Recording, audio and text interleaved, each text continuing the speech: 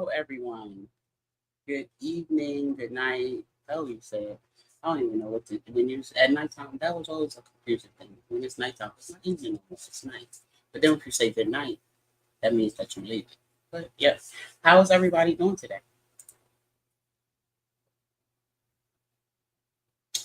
Hello, happy go. How are you ladies doing? I am so I had to push my time back because my little taco adventure. I'm good. I'm good. Because my little taco adventure took more time than it was supposed to. But that's what I was trying to do. I was trying to do Sunday dinner too at the same time. So like make sure everything is prepared for it, and I have every order, so it might take a little bit longer. But so I'm sorry for the half an hour delay, and but I can say this: I had never had shrimp tacos before, and that's what I made today. And I actually don't taste bad. I thought it was going to be more. I guess because I didn't put batter. It's not batter. It's just the shrimp. So because I'm not like the po' boys, I put it in the memory of that, and I really don't like po' boys. Like you can give me my seafood. You know, like I don't like a whole bunch of extra stuff with it. Bread and that. It's just too much. But yep. So now I'm here.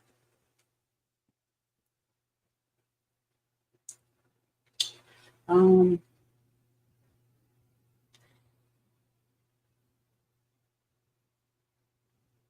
I'm thinking. That's on quiet. I'm thinking. But so today, um, what we're going to be talking about is like the overview of the Capitol murder trial, like the trial process of what um is to be expected or not. Like I have like information. I made a document because last week I didn't like that. Once I tried to pull everything up, it wasn't coming up. So I just kind of did it like in a document and everything. Um, I could not find too many videos. Every video that was showing about um, like a trial, it was a trial. It was always somebody's trial. So I couldn't exactly find a lawyer that was going to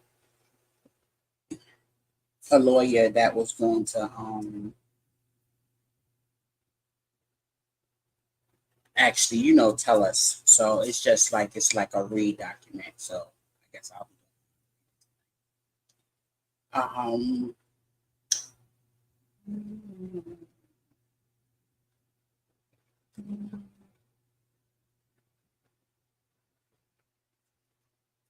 yeah, the tacos was good. I saw your picture, Heavy. Your tacos. I didn't. I took like one picture, but I didn't post it up yet because I had to come up here, get situated, and stuff like that. Um, and the penthouse living is good once I get up here. But let me tell you something. When I have to go back downstairs, I think so hard about going back downstairs and stuff. But when I get up here, it's just peace, and I like that. I think they forget about me sometime up here, but it's okay.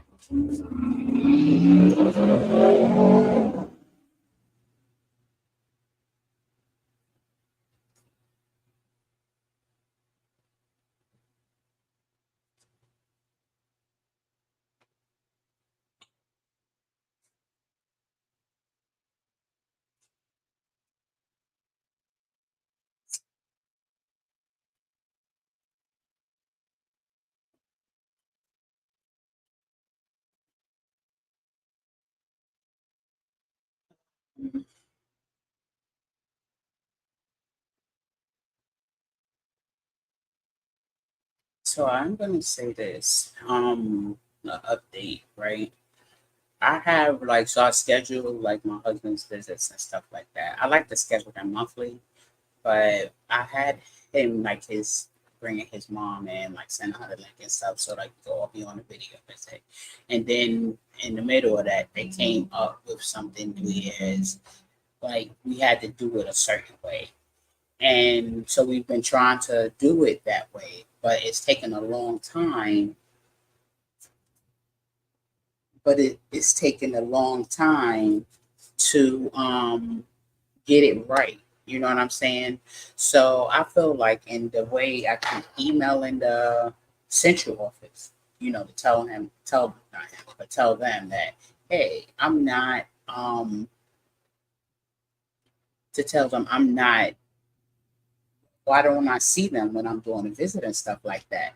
And do you know, like, I've sent numerous, like, last week alone, I sent a message every day. And I have not gotten anywhere. I still can't add his mother to the visit. I can't see his mother. I can't see his sister. And I don't understand because it's just like, you know, you're not gonna wear me down. Like you're gonna have to answer email at some point. Otherwise, I'm gonna be somewhere. Somebody else has got to be over you, and that's where I'm at with the situation. Hi, Candy. How are you?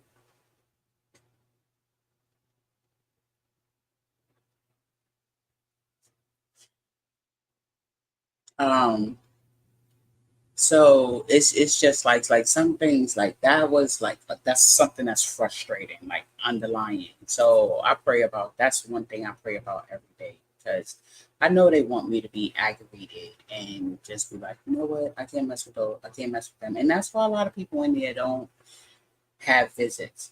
But the one thing that I do, and so we was looking at receipts, right? Because I'm in a tribe, so then you're not going to go through whatever the last week's sermon was. And since it was about receipts, and then we came to like patience, I think I was born with patience. You know what I'm saying? I have had so many people put in my life that you need patience to deal with them. And I'm able to do that because I'm like one of the most patient people that like my mother's like she's like, how did I even get like that? I don't even know. But you know, maybe if people disappoint you early in your life as a child and you intake everything, you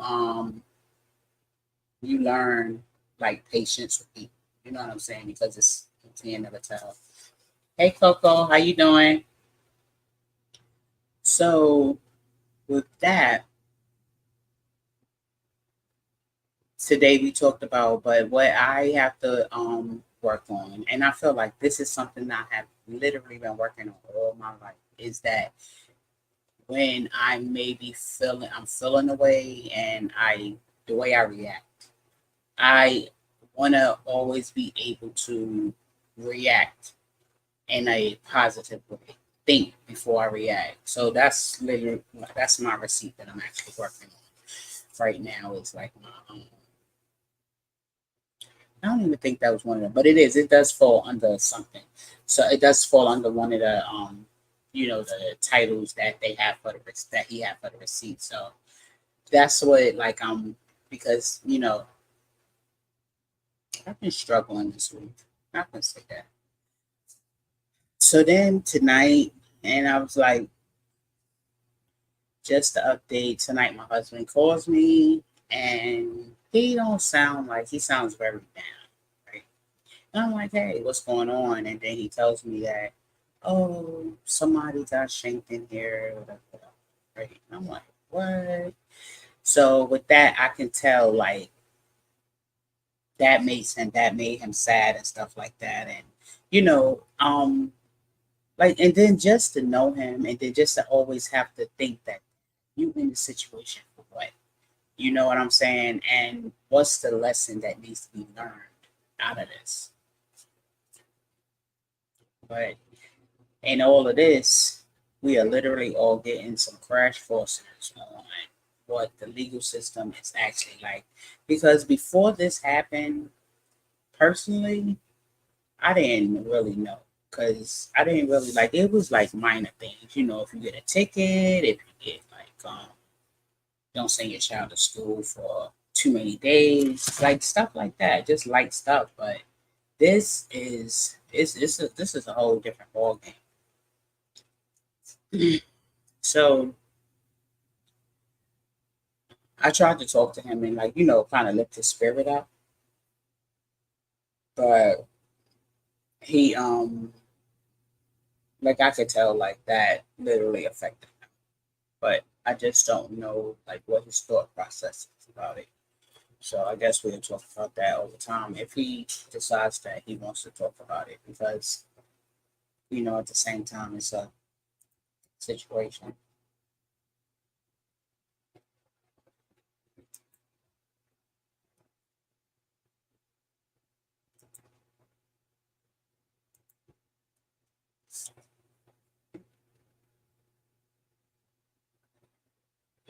Yeah, Candy. And because one of the other things that um is big for him is that it's like so much drugs in there, and I'm like, how?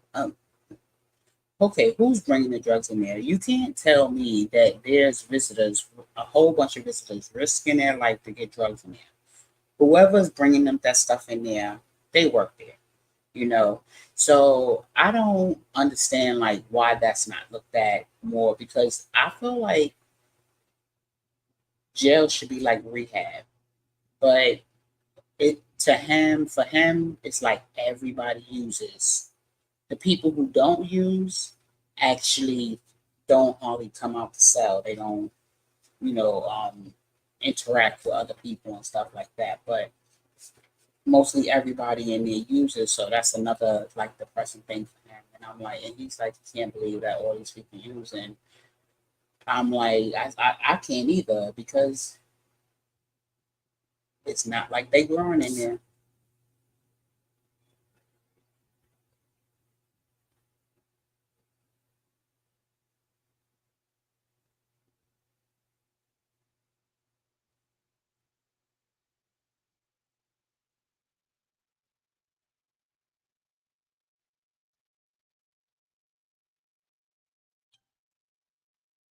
Yeah, patience is like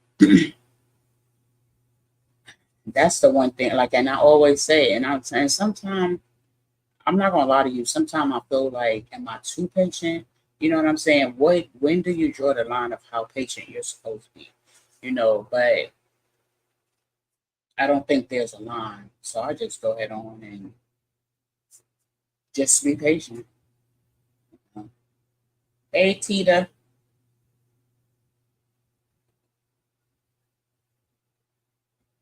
Yeah, and that's pretty much what happened to them. Go, he been locked in because he called me about 11 o'clock this morning, and I haven't spoke to him all day. He usually call me like at least 3 times a day.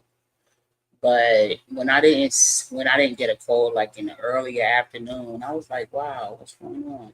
You know. But then now I know because they've been locked down all day.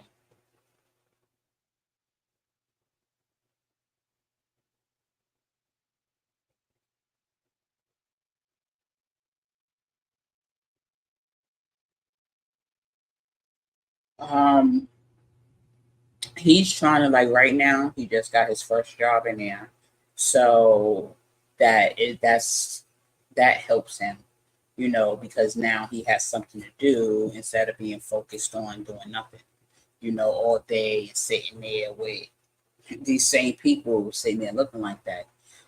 And he wanted his desire was to get in the kitchen, but he's like the kitchen is way bad. Like the kitchen may be a way that things is happening. You know what I'm saying? So he said he don't even want to go in the kitchen because he don't want to have no parts of what could be happening in there. And like I said, like he cooks. Like when this happened, like I didn't cook. I didn't have to cook at all. Like I can cook. I used to cook for occasions and stuff like that. But and I cook special dish and I used to cook special dishes. But my husband used to cook every night. Like he was our chef. And I didn't care. Some people like, how you gonna let him cook? I don't care. You know what I'm saying? As long as I don't have to, because I'm working all day and then I come home at least, I don't have to worry about that.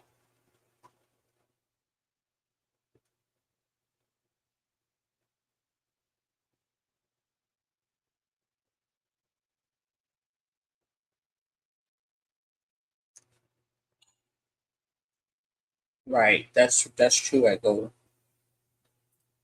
It has to be a line because otherwise things is going to be crazy. But now he doesn't even want to do that.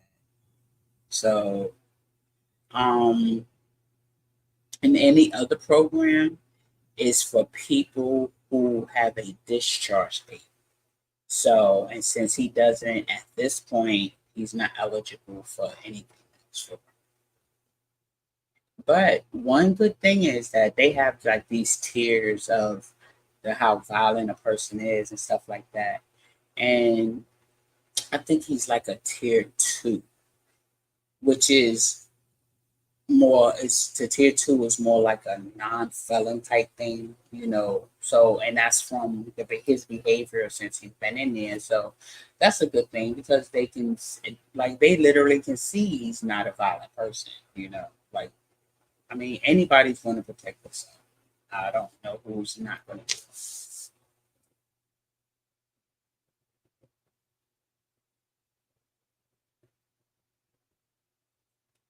Yeah,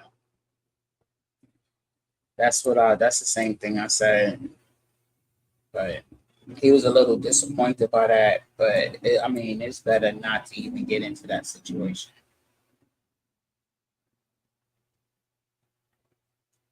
So I say we're going to talk about the overview of the capital trial process, right? And we are, let's see,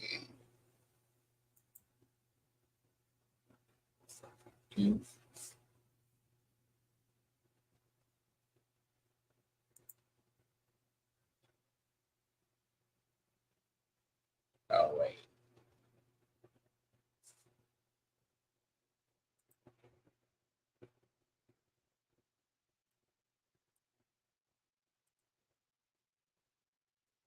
how do you know something?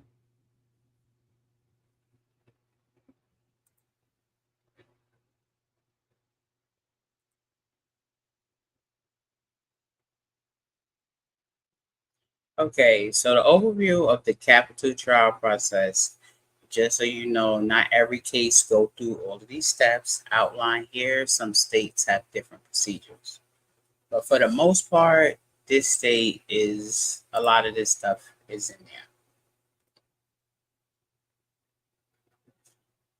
How does it get?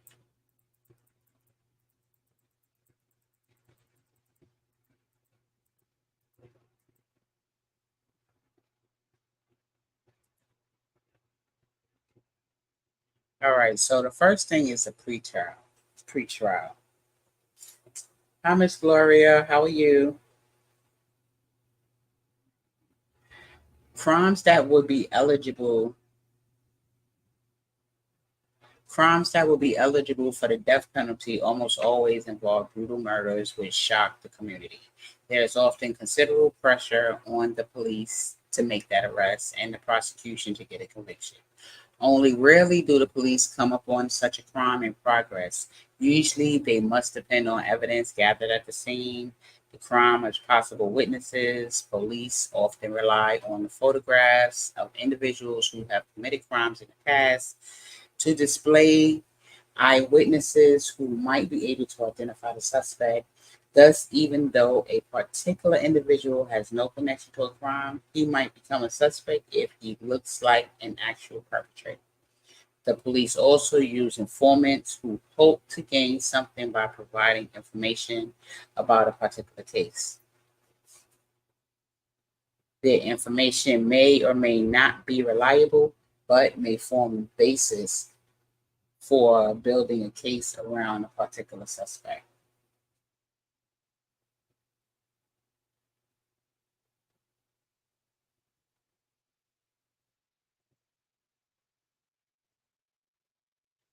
So yes, so that's like the pre-trial. Okay, so now what I know about the pre-trial in this state is that your lawyer can make the decision if you are going to go through with the pre-trial because with that with my husband, his lawyer waived that.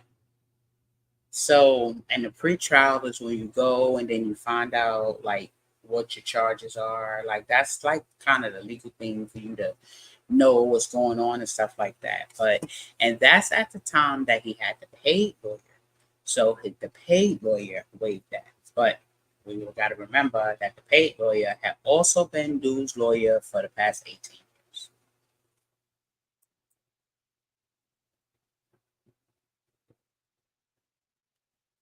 So the first thing is like arrest, right?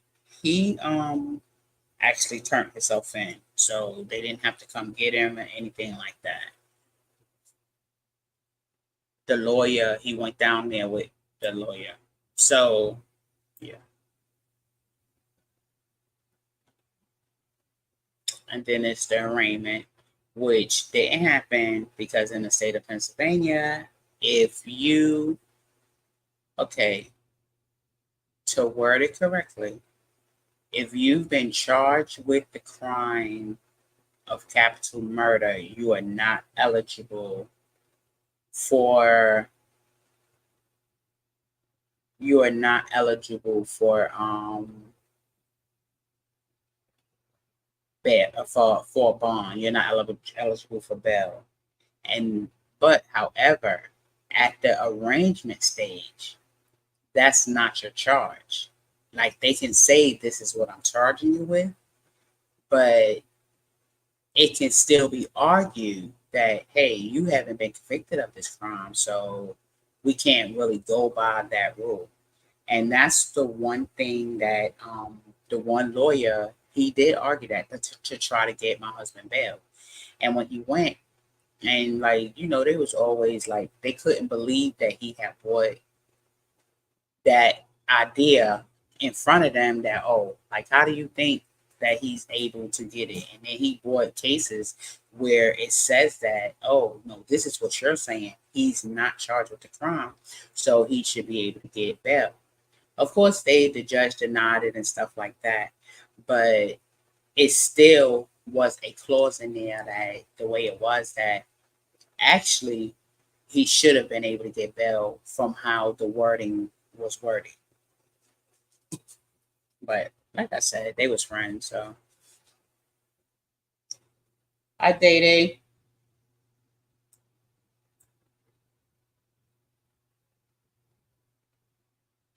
So here we go. The preliminary hearing is a criminal hearing to determine whether there is sufficient evidence to prosecute an accused person.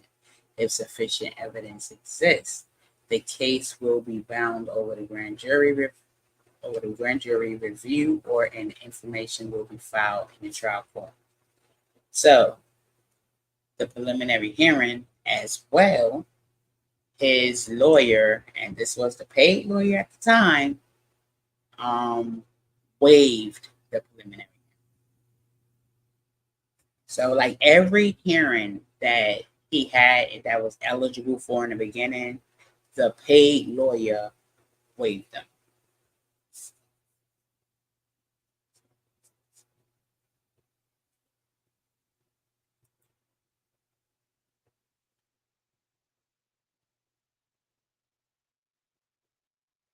So this is like the grand jury, a body of people, often 23, who are chosen to sit permanently for at least a month, or who decide whether indictment should be issued if the grand jury decides that the evidence is strong enough to hold the suspect for a trial. It returns a bill of indictment, a true bill, charging the suspect with a specific crime. So in Pennsylvania, this part, that's not a thing. Like that wasn't part of the process.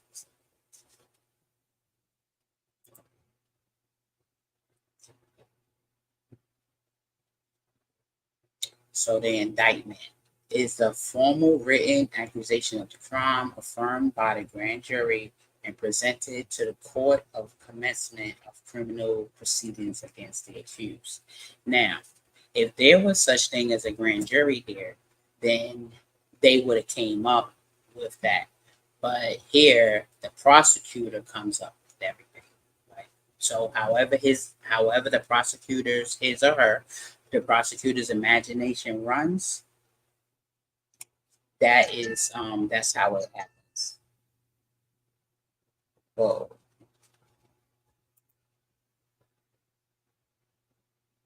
sad. Why did he waive it?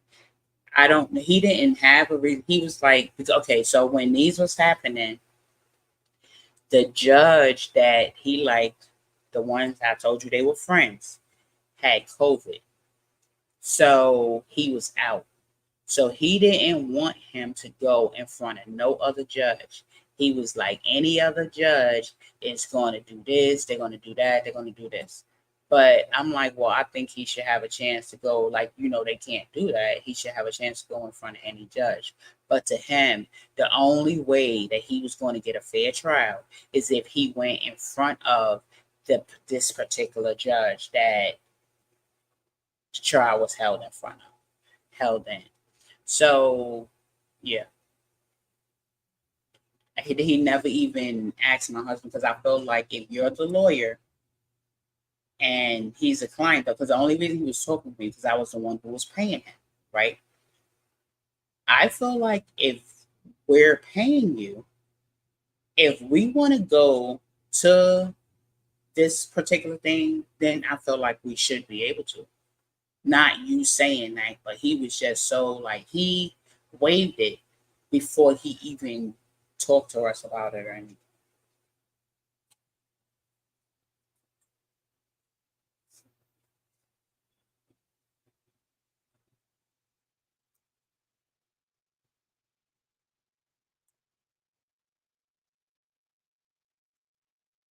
So the information, which this is part, I feel like a formal criminal charge filed by the prosecutor without the aid of the grand jury. The information is used for the prosecution of the misdemeanors in most of all states, many of which allow for use for the felony prosecutions as well. So in this state, this is how it's operating, like prosecution, that the prosecutor does all of that.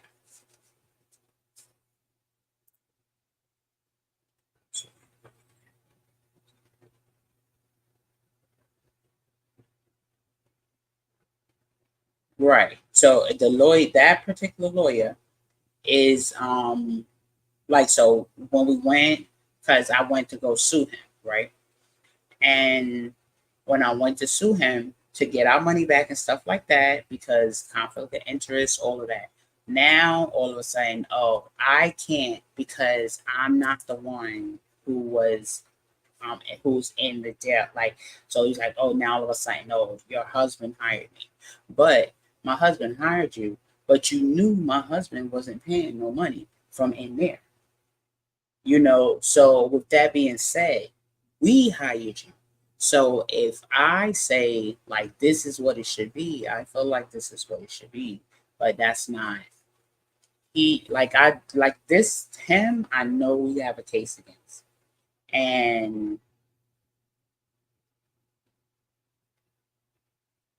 like it's just like this the whole thing is just unfortunate because it's like this is stuff that like I've seen on TV, like, and now it's like real life for me, so it's just crazy to me.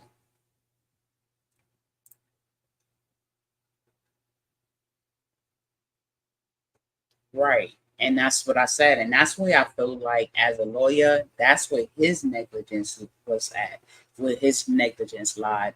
Because if we say he has to ask if we want to go through this court date or whatever, not you make the decision and then you put it in and then you act like it's not happening.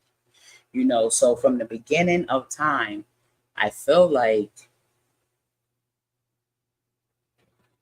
he he was well, I already know he was biased. But the bias it stands out like so much more and like he really can't get away with it. So because I like I have to sue I need that money. I want that money back. Because he didn't do what he said and it was like a railroad, I feel like.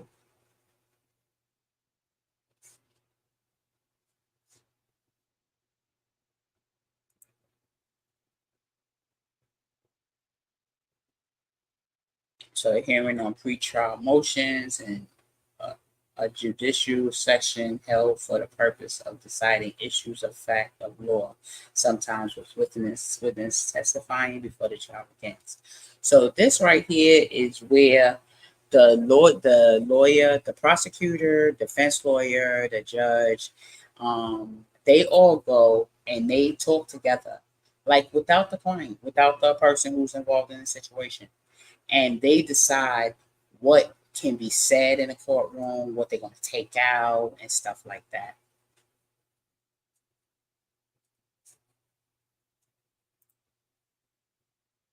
So I think you can see if you're looking for another lawyer, it will prolong him going to trial.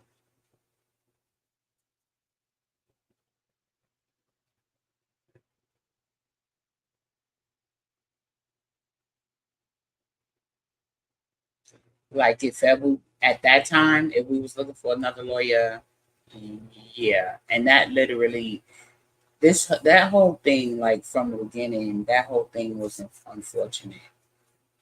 Like, and somebody recommended him to us. We would have never.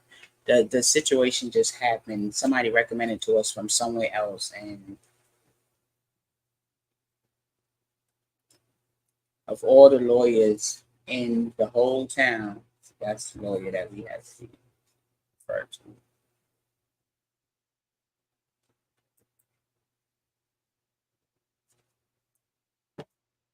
So here, intention to seek the death penalty at some point before the trial. The prosecution announces if that's the intention, if the defendant is found guilty. And so, like that part, that was news to me because this is actually is a death penalty state. So that means at some point they had this conversation, but we didn't know nothing about that. So when I learned this, I was like, oh wow, okay.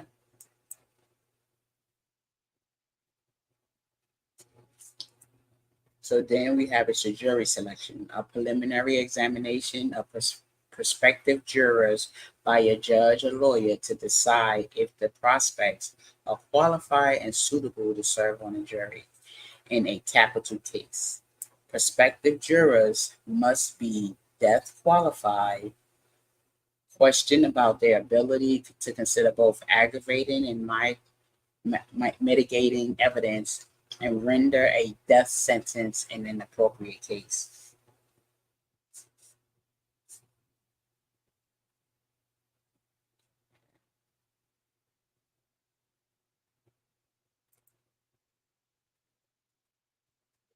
Hey, everyone. Hey, Hey, chat. Peter. Now, what I was asking as far as if you was to look for another judge, would that help basically in them trying to sentence them or just railroad them into some other stuff? You know what I'm saying? Before you can actually try to sue that other lawyer. Like if you're getting a lawyer now to sue that other lawyer, will that help them stay off of your husband until you can get that done? Um,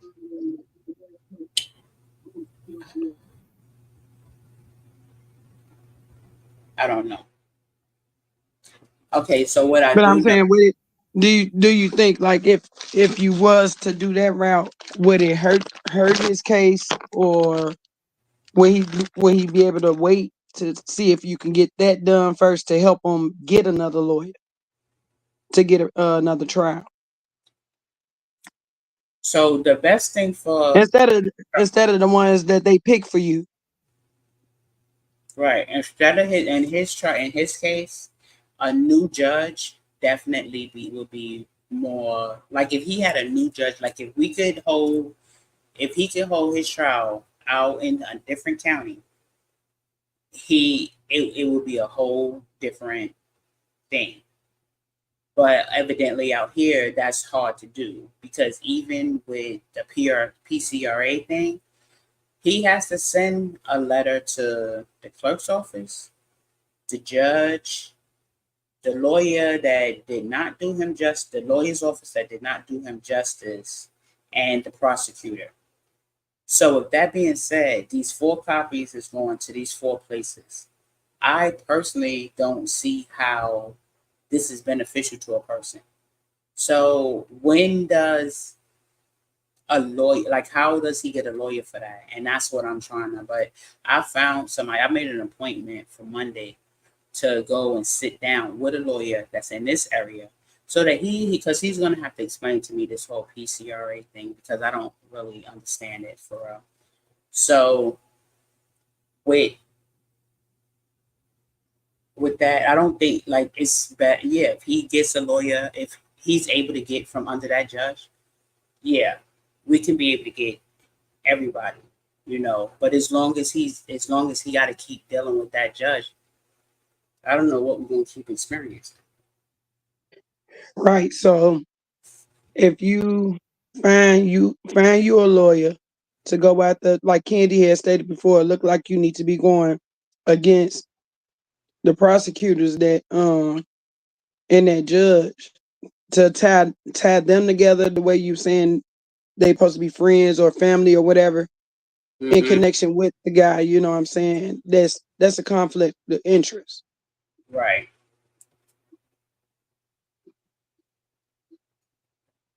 So I think if you work on that first, if you could see if your husband could see if that's a safer way to do it, you know what I'm saying, versus Mhm.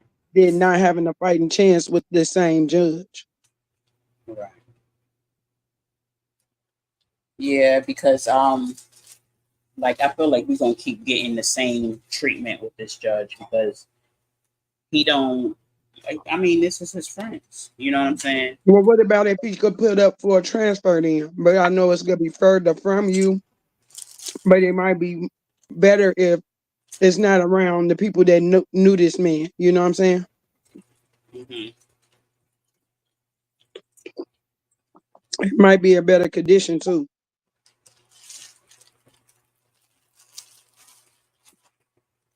It Because might. When I most talk to that lawyer on Monday, we'll see.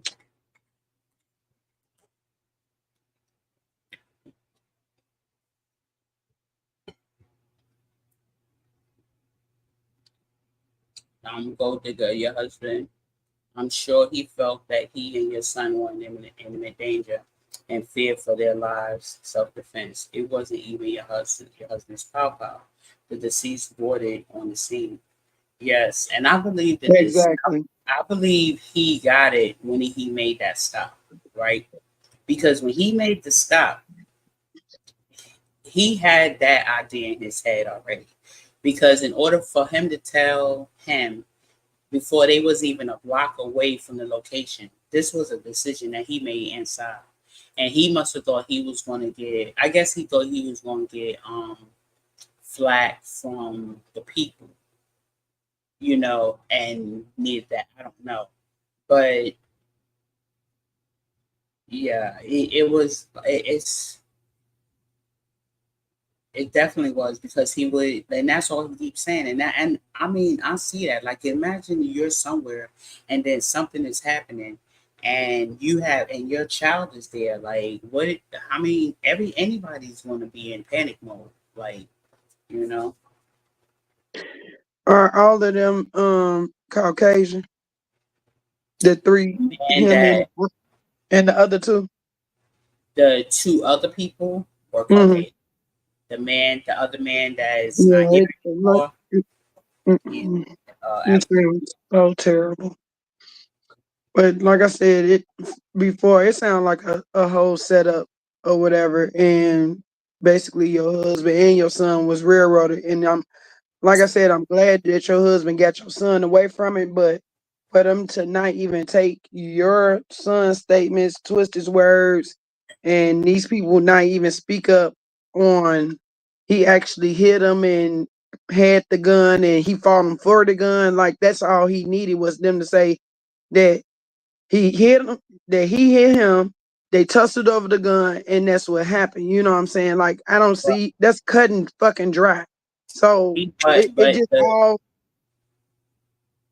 that's crazy. yeah, the they bypassed that. Like, they treated that like nothing.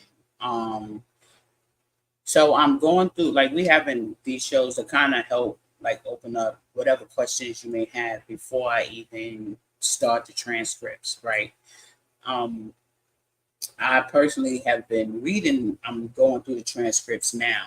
So questions that I have, I'm actually like trying to get those, like, okay, let's look at this before we even see this. So like we have a clue of where we at and what's going on.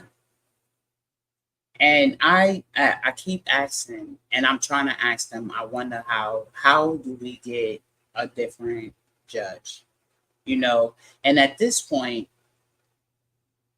all the judges in the courthouse to me is going to be friends, right? So we would really have to do our homework to see what judge is a fair judge, because even though they're all friends, don't mean they're all alike, right? Who's a fair judge? Who is the other person to get?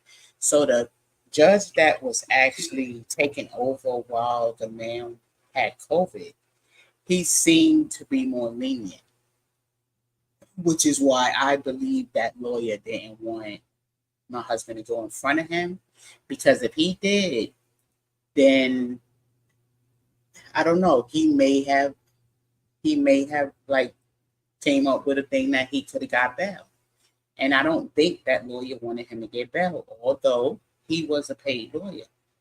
And I think that's what annoys me more, because I was paying you, you know, and this is what you're doing. That's why I said like the only solution to get past the judge thing is to get him transferred to a different county, another facility, to see if he could be put up for a transfer. You know what I'm saying? So he'll be in a whole different system over there. You know what I'm saying? When he ain't amongst these people been doing black folks like this in this town like this for years. You know what I'm saying? Mhm. The Even though, like I said, even though it'll be further, but I was looking to see if he like eligible for a transfer, because you already said he in the state of he don't want to go out because every his atmosphere is monstrous outside his own fucking cell. You know what I'm saying? So that's I know it ain't like, oh, one jail is better than another prison. You know what I'm saying? Like, it's just the whole thing. He got to go through that already, and then he got to turn around and deal with some judges that won't even listen to y'all.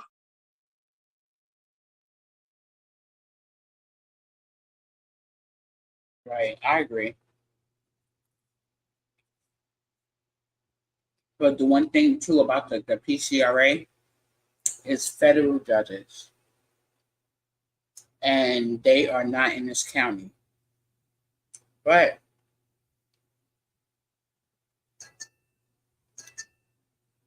the I feel like the judges from this county still got to present it to them.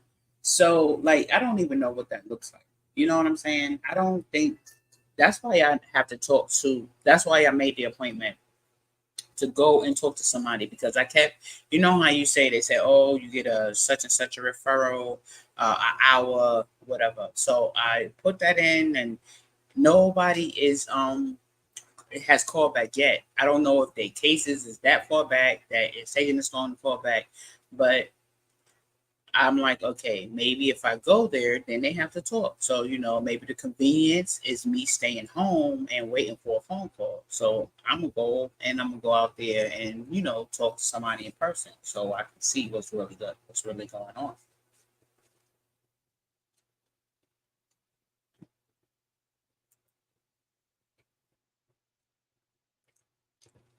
So then, like, so we had the jury selection, right? So that part of his trial he did have. Opening statements, the statements at the outset of the trial, in which the lawyer for each side gives the fact finder, the jury, or sometimes the judge alone, a preview of the case and the evidence that will be submitted.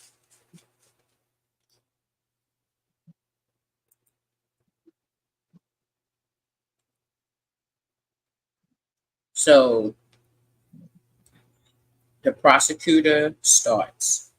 The government, the government, which has the burden of providing the defendant's guilt beyond reasonable doubt, offers evidence in an effort to convince the jury that the defendant committed the offense. So the evidence, like that, and that's how it started. The prosecutor started.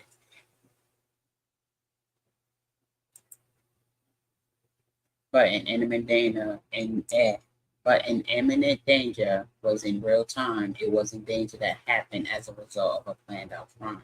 Your husband was not part of this man's plan. The man turned on your husband. Right. And that is the whole thing of why Exactly. this is the why is not like once I start once you see the transcripts, you're gonna be like which that exact line right there is going to play out in the transcripts, right? So it was dude who started it, and it was a spontaneous thing, I guess, because they didn't know these people before that. Everything was spontaneous, not planned. In order for the charge that they charged him with to work, my husband would have already had the plan. He would have already had the plan and people at the bar for them to meet, knew that this dude was going to want to rob them,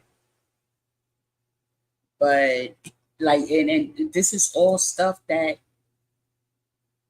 nobody could have known. You could tell everything was spontaneous.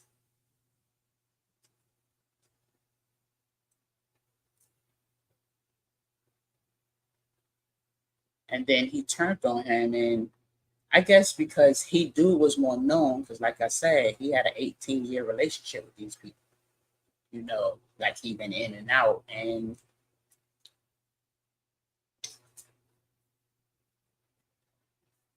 I'm sorry to like sound like that, but this is who he was. And if a person is like whoever, and this is why it's so important of how you present yourself, because this is how people want to remember you.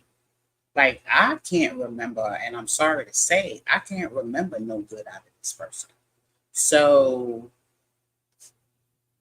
it just is what it is. But for him to bring my family into this,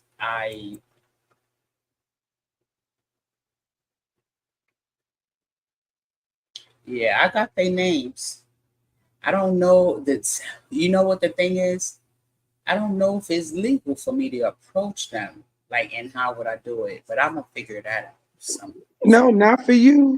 Not for you to approach them. Like just to find out like basically they background like because I don't understand you if you could sit and just watch somebody and cold blood get pow and then you just around this bitch hunky dory like ain't nothing happened and you witnessed that and then you didn't do the right thing by saying something of how it went like these people they had to been some informants like I Like they smell have setup. something on them too, right?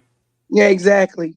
That's what I'm saying. Like, because there ain't no way they not able to just talk about this and just go about their own normal life when their life was basically in danger. Also, Right. and that's the part that I'm not gonna never get is that it was two other people that was also in imminent danger. You know what I'm saying? So, who you afraid of? You was afraid of what the judges and the lawyers and people was gonna do to you, or versus the person that is deceased. I feel like the prosecutor, because of the nature that it was, what they were doing was a drug buy, right? I think they used that to scare them. Oh, if you don't do, you know what I'm saying? To say if you don't do this, then this will happen. So I think that was what really happened in that case. Man, you wasn't even gonna get them many years. This man is facing life. Right. That ain't, you know what I'm saying? That's totally fucking different. If you was out there and you was out there playing with it or you know what I'm saying, just to because you had. I mean, how much money did they have? I mean, what did they find on them? What kind of case? How much would they gonna be charging them for some rugs? You know what I'm saying? Right. Versus his life for Right. something that you know he was defending himself in. Exactly.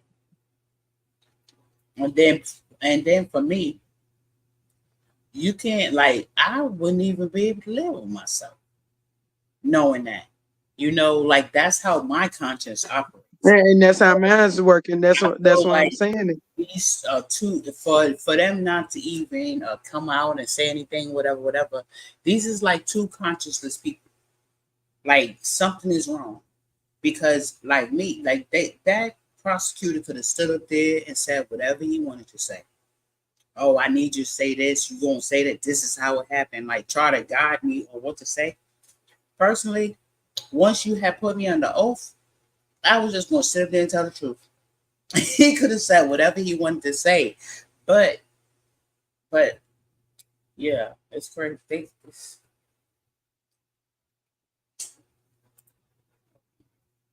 This is what your lawyer should drove hard because it was self-defense. No plan involved on your husband's part to cease what how about in the danger fact there was never intent to unalive. Right.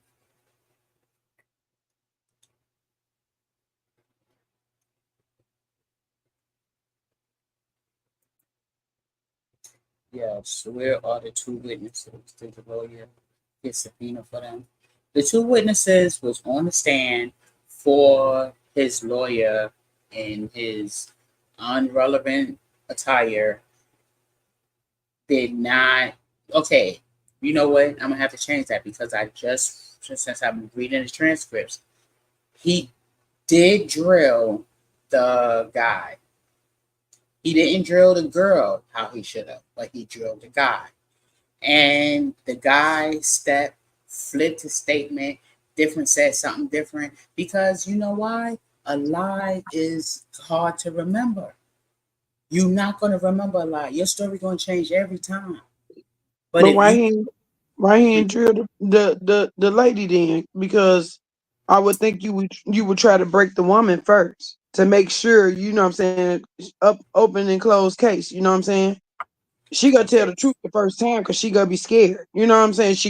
You gonna keep on making her repeat it. You gonna switch up the words. You gonna throw another innuendo in there. You know what I'm saying? Like, well, what is this? Well, no, I didn't say that. What I ain't asked you this, yes or no. And you know what right. I'm saying? Like they do that. So that's crazy.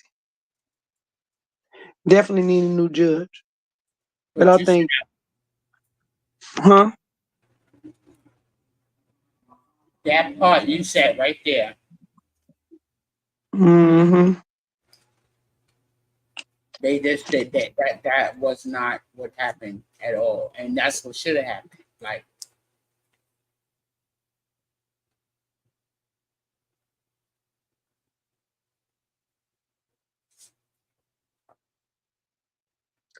because I That's told my husband, dirty. But ask your husband as far as looking into another facility and see if he can do a transfer. And then you start looking for how the judges and stuff is in whatever facility that he could get transferred to,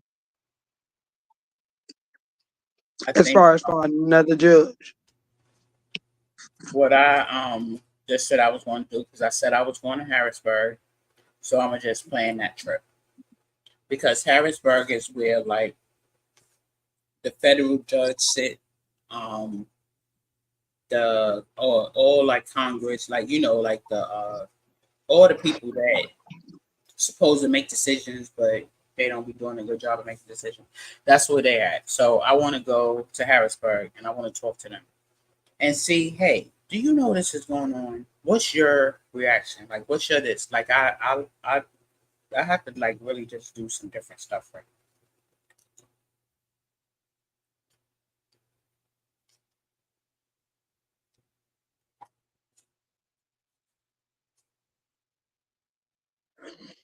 We gotta get some. We gotta get your son. to get some help so he could talk. Because if he don't even he can't even talk about it, and then and that'd be the only person that could say yeah, and then these other two people not saying a damn thing. Like, They like, yeah. I'm trying not to say what is said in a thing, but yeah, they like, oh, something happened. The one person is like, oh, I didn't hear no argument. Then the other person heard an argument. The one, okay, I didn't hear no argument, but something made me defensive and I needed to get out the car. You know, then the other person is like, oh no, there was definitely an argument. And like how you like the just between the both of them, to me, that throws well, out the like whole it seemed testimony. like the one. Look, V1. It seemed like the one that said, I don't remember. He was high as a kite. It was. He was the Him, one that, yeah, he and was he high kind as of a got kite. robbed. That's why he got robbed. He was high as a kite. Mhm. But it was, it now it does sound spontaneous that, you know what I'm saying, he go do a deal with him. He had him to go get him to pick him up, right? That's what you said he did, or they made a stop or whatever. Yeah. Okay. He high. They jump in the car then. It Is was that like, when the other two people get in from wherever he made the stop at? no, they got in. They was at the bar. Oh, they was at the bar also. Yeah, they all was at the bar, and like so, my husband, my son, and dude went to the bar. Dude around there, he met these people. These people wanted to score some stuff, right? So, dude is asking my husband, like, "Hey, I want you to take him. I want you to go. Let's, I want to do this." And my husband, so when he go out to go out, not run around, not run here, not run there, run there. You know what I'm saying? It's like he just, and that's what he was doing. And he told him, "Yo, I wasn't ready to leave. I just gave my son $20 to put in a jukebox." And so we don't sit here and listen to like all that music. So he said dude was agitated then. So dude got agitated earlier than there. It wasn't just like a split thing. So wherever he went, inside of wherever he went, I know he talked about that. Like, yo, he said this nigga because he did the one thing like all of them, the girl and my son said that he called him a punk. And it was like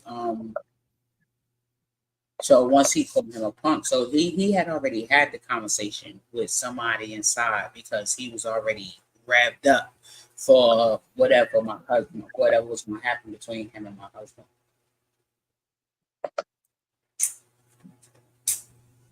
Some people cannot speak in very high stress situations, especially if it causes them anxiety, PTSD.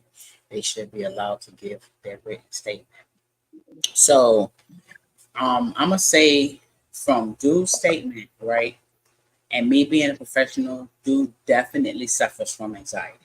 They both may suffer from anxiety, to be actual, but his anxiety is at a different level because whatever he was supposed to say, and from how the prosecutor was presenting the questions and stuff, he was not exactly saying what he was supposed to say because the prosecutor was trying to depict the plan that, oh, my husband probably he was the one, like he was trying to make him like he was the one that was making the drug deal, but none of them, that's the one thing, the dude, he was flip-flopping all around that question, right?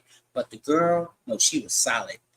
Nope, it was the other guy in the gray hoodie, and that's all. And the other guy is the one that the money was given to, and then to my son, who was the only person who did not have a drink or nothing that night. The only sober person in the room said what happened. And he said how he just prepped himself to just stop listening because it was too much going on that he needed to stop listening to what he was hearing. but he was able to tell them what was what. Yes, we won. Prosecution has the burden to prove your husband's guilt. And his situation being that he was giving the man a ride, it went left.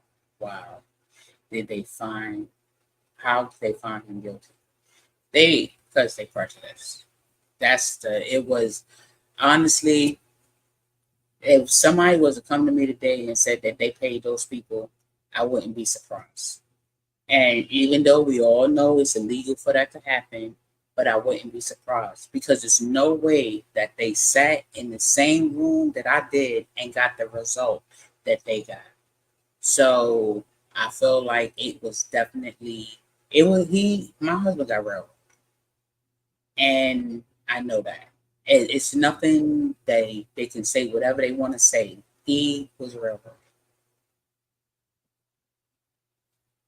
I don't know why they chose to railroad him like that. I mean, I guess I do because he wasn't out there in the streets being reckless and stuff like that. Because it was even a part in there, and he's like, "So you don't sell drugs?" The prosecutor. "So you don't sell drugs?" So my husband's like, "No, I run a radio station, da, da, da, da, whatever." And he like, it's like, okay, like my husband, like everybody got to sell drugs. Everybody don't have to sell drugs.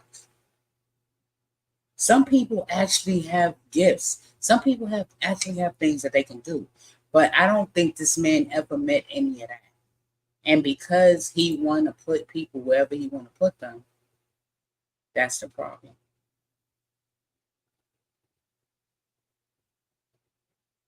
Yes, and that's what they kept doing. They kept coming at my son. Let me say, I'm gonna say this. Now, if they want to talk about my son switching stories, when my son sat down to the table with them the first time, he told one story, right? He totally took himself out the scene. Okay. Now, with that being said, one of the things that they tried to use is that I was trying to persuade him to say something different.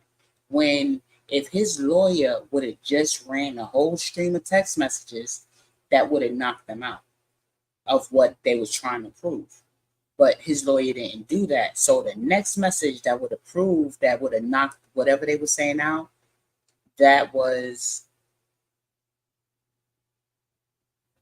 that would have been it, right? So I don't know. They just kept coming at my son. And then when they took him down, they took him out the house and took him down to the precinct, or I don't know where they took him for real, but they took him somewhere. You cannot tell me that my son was not paranoid, petrified of what was about to happen with him. And they did that on purpose. And they didn't care like what that was going to do to my son. They didn't care about none of this that was going to do to my son. That's why, like, about that part, because when I see my son right now, it's just like I I don't, as his mother, I don't know how to, right? Even though my job is to help people. My job is to do, like, if it's anybody else's child, I can help them. But because it's my child, I can't help him. And then my child won't allow me to help him because the first thing when I'm trying to just say certain things, he was like, don't, he was like, you trying to treat me like a patient, you know? And it's not me trying to treat him like a patient. It's just me trying to help him process what happened. And the fact that they didn't give two nothings about what they were doing was going to do to him, like that bothers me. Like it really does. I'm so sorry you going through this. I swear. Your son, your family, period. Because it's definitely horrible. And I couldn't even imagine that. So not only do you gotta protect your son from somebody with a pow pow.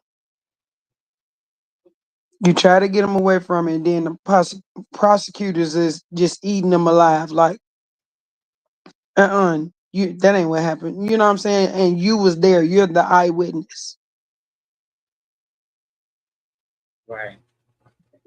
And the only thing they using, he had that my son's claw. Oh, it was a scuffle. Oh, it was this. Like he told all of this, and then he's like, "Well, how close was he to the? And, oh God, how close was he to the stop sign? So was he closer to the stop sign? So if a person is in front of you, but the stop sign is on their side, then yes, they're closer to the stop sign. The wording that he used, the what he did, he was just wrong, you know. And I'm telling you guys, I have to pray about it all the time because my thought process about the prosecutor, if I have a distaste, and I'm dressing this up right now, if I have a distaste for anyone in this whole trial, it's the prosecutor.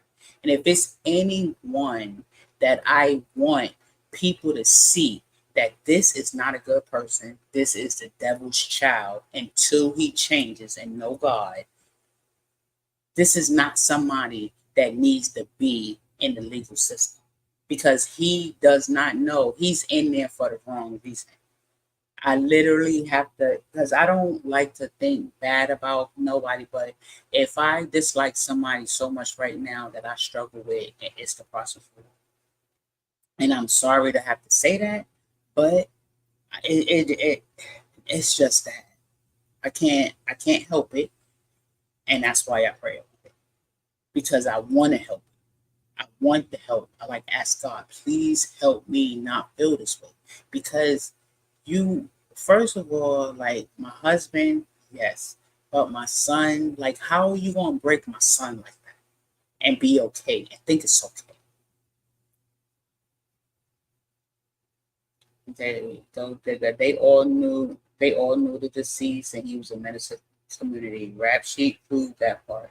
Yet a black man with no record defending himself was found guilty. Your lawyer should have pushed for special accommodations. Definitely. But at that time, he had the legal aid who was worried about his stage 4 cancer. So he didn't care nothing about nothing. Why didn't your son have an advocate to help him? Doesn't he have the right to request an advocacy and gain a lawyer should help him? So I had got my son a lawyer, but because they was never trying to charge my son with anything, his lawyer didn't have a place, right? And yeah, his lawyer didn't have a place. And so what they did was everything they did was at the realm of him not needing a lawyer. Like him not a lawyer not having to be there to advocate for him because they was never charging him with anything and stuff like that. So it was everything to never be a lawyer. And then when they took him out the house to take him down there to the whatever to put whatever on recording and stuff like that. Even when they went to the courtroom and they played the recording, they chopped it up and like it wasn't like he never put out everything that he's saying. Oh, I'm gonna just play this piece of it. You know what I'm saying? He just want to always play the piece that he thinks is relevant for his part of the case. Sorry, Murphy. Thank you, Heavy.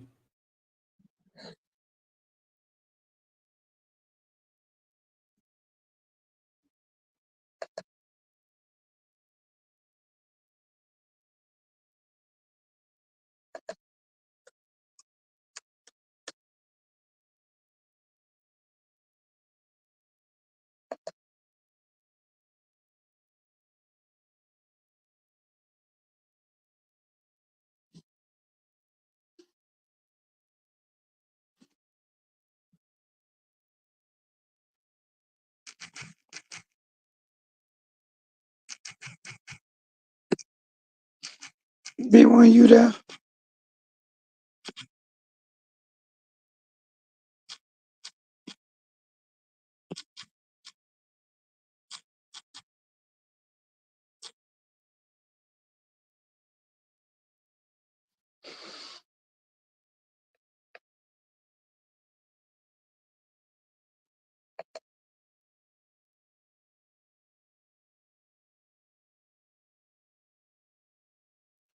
Oh, we lost her. Hey, ladies. Hey, ladies. Hey, ladies. Y'all can see my voice is gone. Hey, Donicia.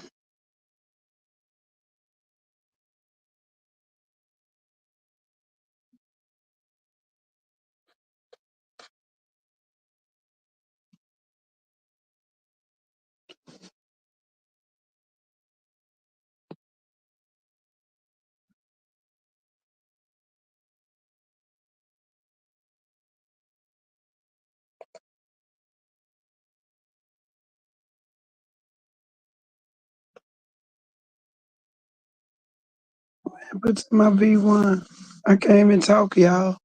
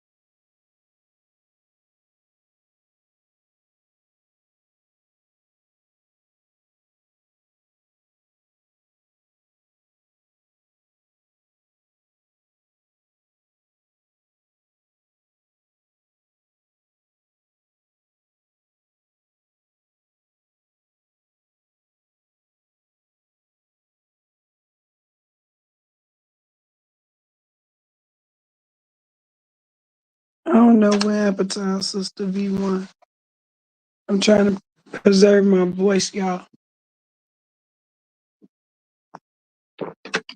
I can't talk.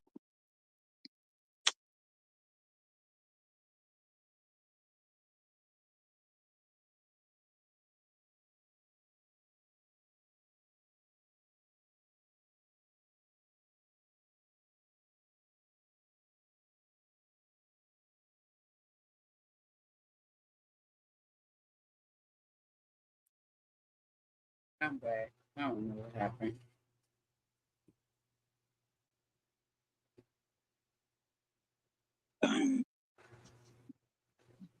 Okay. Lord Jesus.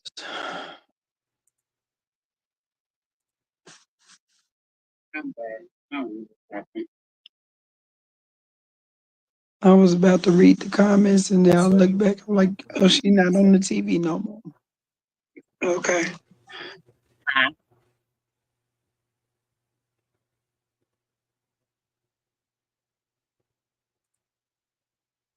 all I want to say is that we need to change the past, so we need to work together to shape our future. That's true. That's what I'm trying to do. We want to, there are support groups in the that it's like just to support. There are probably more families that are during some of those situations. There are, and I'm in this group for people for people who have incarcerated people, stuff like that. They do different things, stuff like that, but like my son is not open because he does not acknowledge. that there's a situation or there's a problem or anything like that. V1, Oh, and hello, everyone. V1, your situation is real serious, and I want to stay focused on your situation and let us know what we can do to help you. I know y'all over there, Mon Valley, Pittsburgh. Let us know what we can do for you so that we can move forward. I want to, when we come to your your platform, I want to make sure we stay focused on what you want. And I'm just saying that because I don't want to be the loudest girl in the room. I don't want you to think that I'm ever going against anything. I want to stay focused on you. And thank you for letting me up for just this short minute. I'm a drop down. all right, I appreciate that, MVP. Thank you.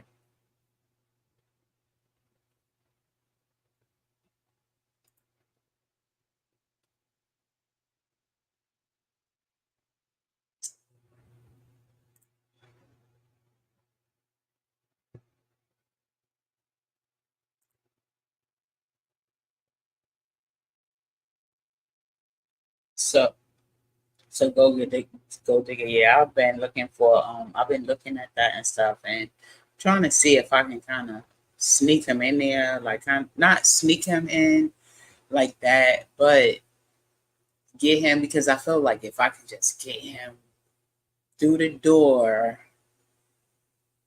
it would be helpful inside, and then he won't fight against it. But right now, my son is one of them December people, and they hard.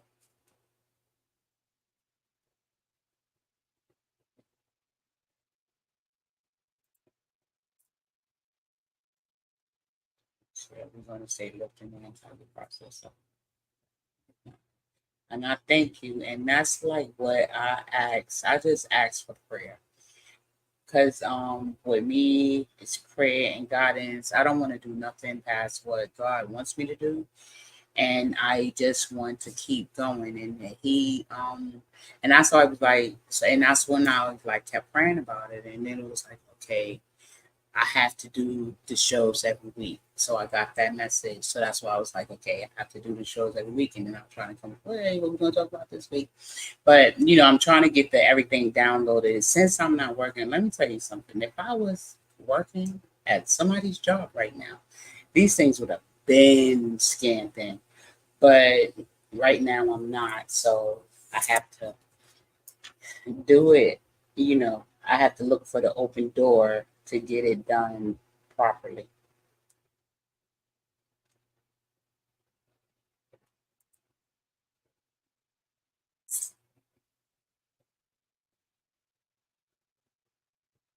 Amen.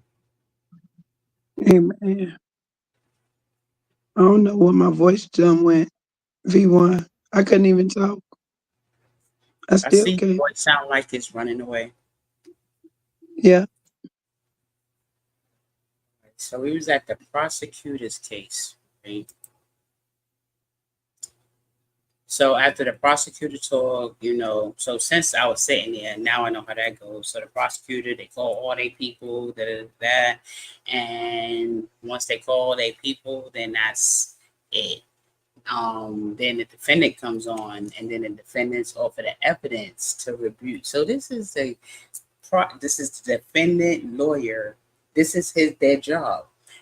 Offer evidence to rebuke the prosecution's evidence, although the defendant has no burden of proof and is presumed to be innocent until proven otherwise. He or she may introduce evidence either to weaken the prosecution case or to help establish innocence, right? So, in my husband's case, that did not happen because he was supposed to, like, okay, the guy he called up the male, female, uh he called up the Emmy, um what was he called? Oh, he called up the officer. So the other thing about my husband's case, right? The officer that they had on the case, you know how you watch TV and you watch these shows and stuff like that, and then they be like, oh, and if the officer has any direct relation to anything in the case, they are not allowed to work that case, right? Okay, well, that's not the case here. The officer that was working the case is actually dude's baby mother's cousin, I think. It's either cousin or uncle. It's one of the two. But I'm gonna say cousin because I don't want to say that if I'm gonna say the wrong thing, I'm gonna say cousin instead of uncle because I feel like uncle is way too close. Cousin is too close as well too. But yeah, this is that's the one thing that we usually I felt like they don't allow this person to be on the case. So, but here in Pennsylvania, Westmoreland County, that doesn't matter. So and then so when he came up, um, they have the like they have the evidence, and he's supposed to bring somebody in to rebuttal everything to say like even the ME whatever that he's supposed to bring in another ME to say his lawyer. None of that is in my husband's case. I'm gonna say I can say that before that we even read the transcripts together. None of that happened at all.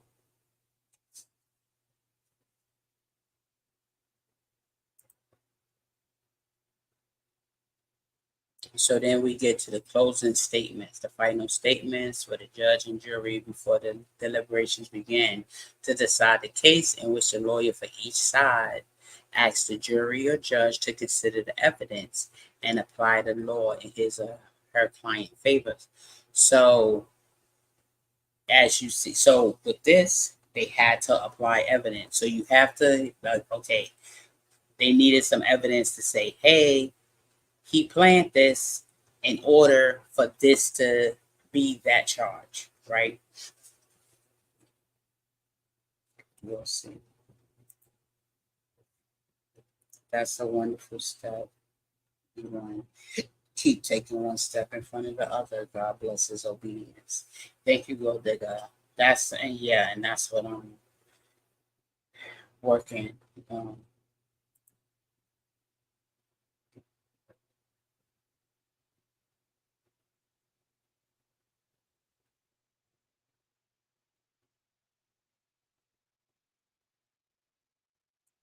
thank you, Danisha. Okay, so after that, we have the jury instruction.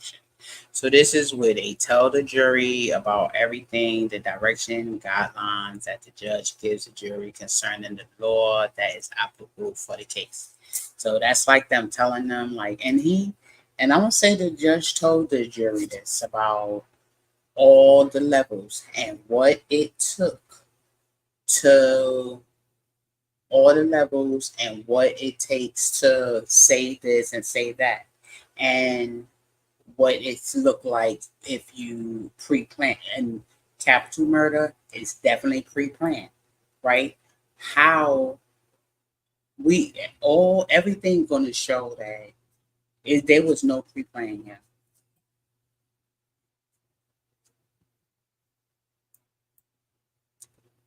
Hey, MEP. Thank you, Righteous One, for letting me up. And I just been thinking about it like, we don't know what is going to happen. We don't know what God has planned for us. And sometimes I was thinking about it in my mind, but sometimes we might get beat. We might have to take the wrath and just still be quiet and still know that our day is coming. Like, God is good for us. I mean, if we stay obedient, if we do the right thing, right now, I know it seems like the time is bad. But if we just stay obedient, if we just, sometimes we do have to take a lashing. Sometimes it's just not, I mean, every day ain't gonna be perfect. But if we stand fast, and I believe that if we believe whatever any of us want, if we come together and pray together for that, we will have that. So I don't want to disrespect you. I don't want to do too much. I'm going to just step down. But I do believe that God is good to us and that we just have to stand fast, and we can get our heart's desires, but it will not always be an easy route. Sometimes it can be a shaky route, but we still have to be thankful. We have to be thankful even in the times of adversity. We just can't be like thankful in times of good times, even in adversity, because you know what? We know that God working for us. We know that it's getting ready to come for us. We know that it's it's right at our fingertips if we just stay faithful.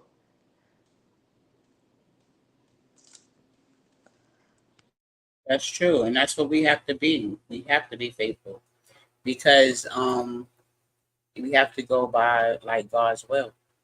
So you're 100% right. Thank you for that.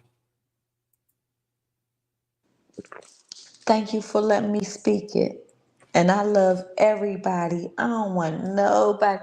I want all of us to be winners.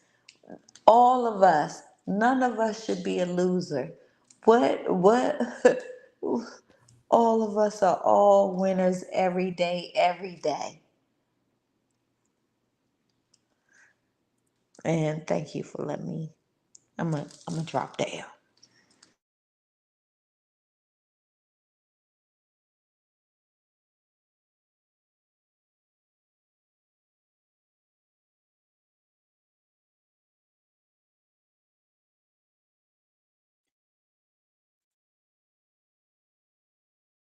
Thank you, MEP.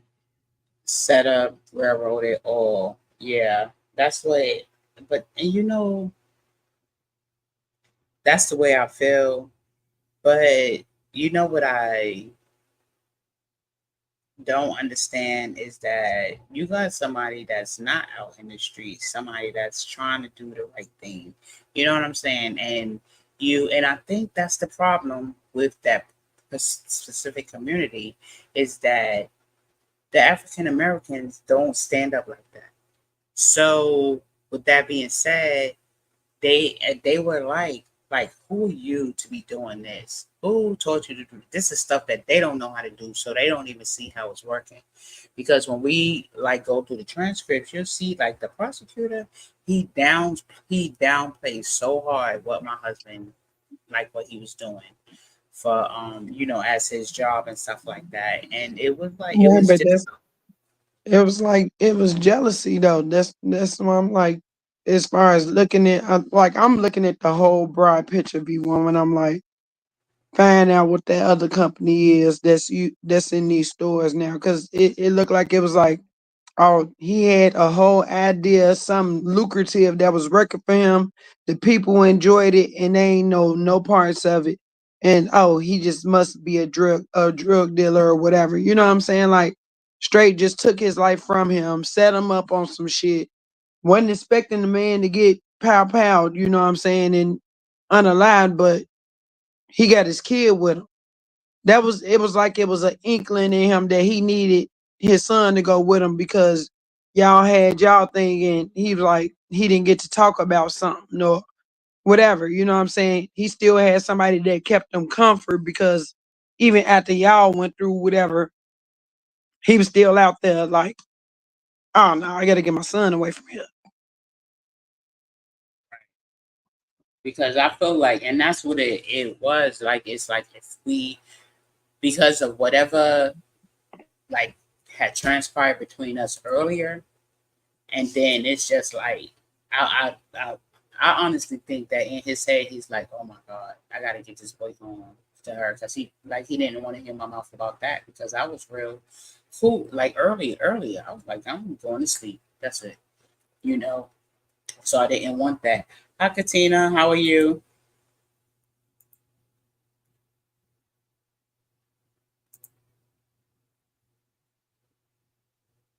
Yeah, and go. Hey, Casina. That's what I was telling my husband today. Like things is not going to happen in our time; it's going to happen in God's time. But we just have to be ready and patient to, receive when it's His time. Because if we read in the Bible and stuff, things was happening 40 and 70 years. You know what I'm saying? It wasn't nothing happening too fast. So, with that being said, this is what we have to this is what we have to do. But I get like one of his things like that he's hung up on is that I might be like, okay, this is too long. But the one thing, and for whatever reason, as we talked about earlier, I was Mm, blessed with patience, you know. And with that mm. being said, like in the spirit of God, I pray about that. Like the flesh is weak. I'm not. You know what I'm saying? I am a child of Yahweh. So we gonna get through this, you know. I love that you do have your peace with it. You know what I'm saying? Your faith is strong. You know what I'm saying? You still gotta attend to your child and not just break and put your full energy into it either, because you still have to maintain yourself with injury and all that stuff. So I know it's a hell of a lot, but you rocking. You rocking through it and you gonna make it. Thank you.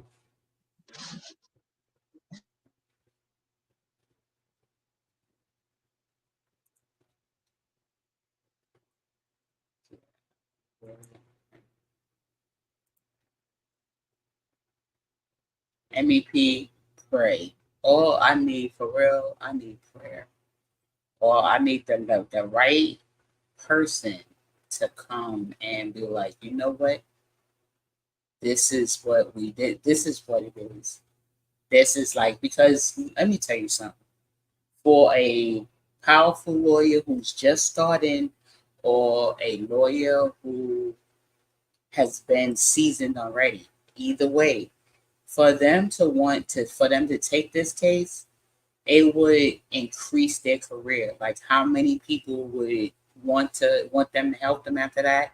It would be like it's an entry. But I want the right person that come in with your heart, come in with the open heart, come in with the heart of God. You know what I'm saying? Come in and do what God has instructed you to do to get through this. And this is what I believe is going to happen.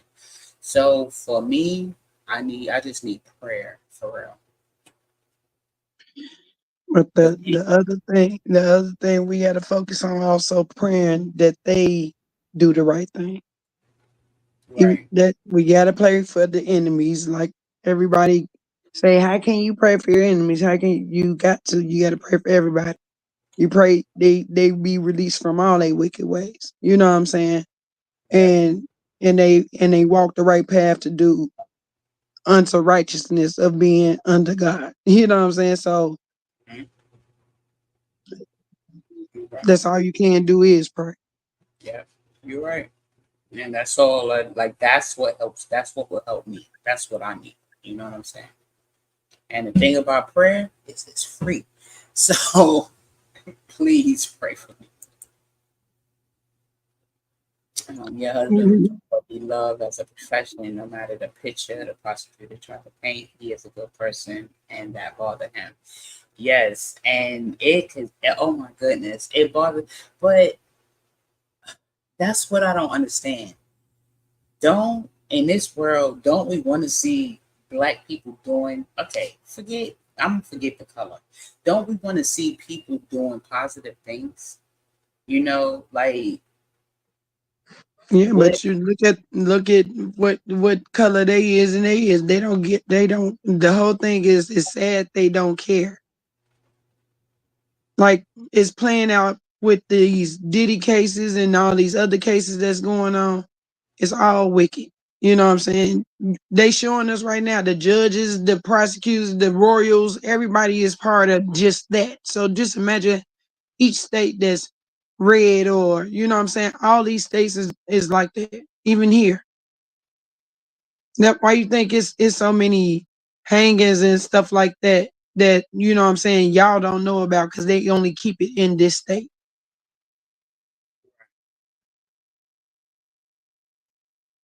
So I mean, injustice is definitely everywhere, but it's different when it's in these red states. Yeah, that's the truth. And for whatever reason, Pennsylvania is run closely with like by like Texas rules. Like the things that happen here, it's like the same thing. And it's just like I'm like what the heck?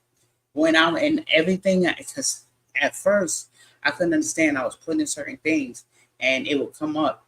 The states that would come up for it was Pennsylvania and Texas. And I'm like, what the heck? And then I'm finding out like a lot of the rules and stuff in the court system is the same as what's going on in Texas. So it's like, you know, but this is what we're fighting with.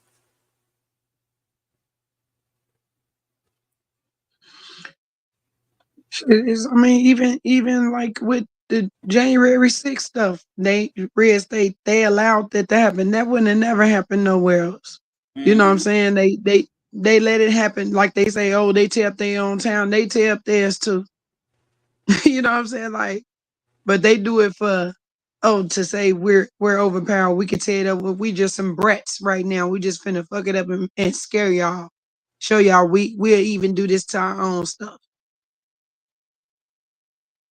That's how I look at it now. It's just it's it's so sad that they got us singing up under this flag and singing this Star Spangled Banner and don't want us to kneel. And I mean, they think they control every aspect of our lives, and it's sad.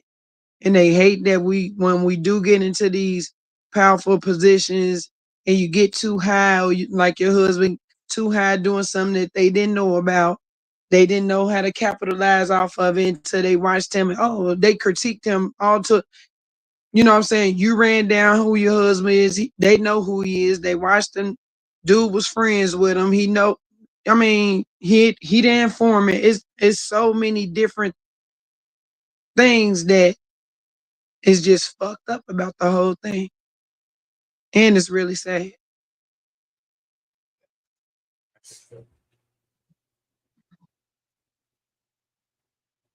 That definitely is, Katina.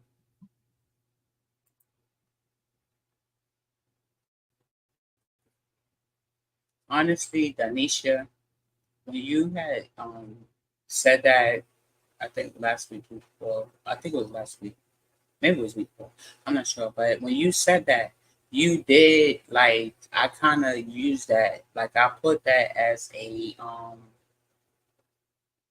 I put that as like in my okay, that's an elevation point. Yeah, it took 8 years, but she was able to do it.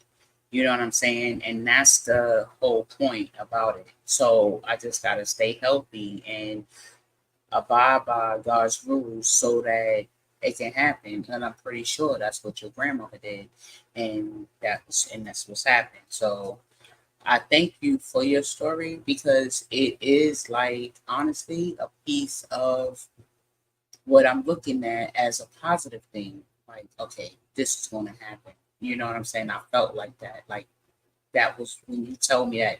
That's what I felt. Like, okay, yeah, we good. This is going to happen. That's why I said you gonna make it.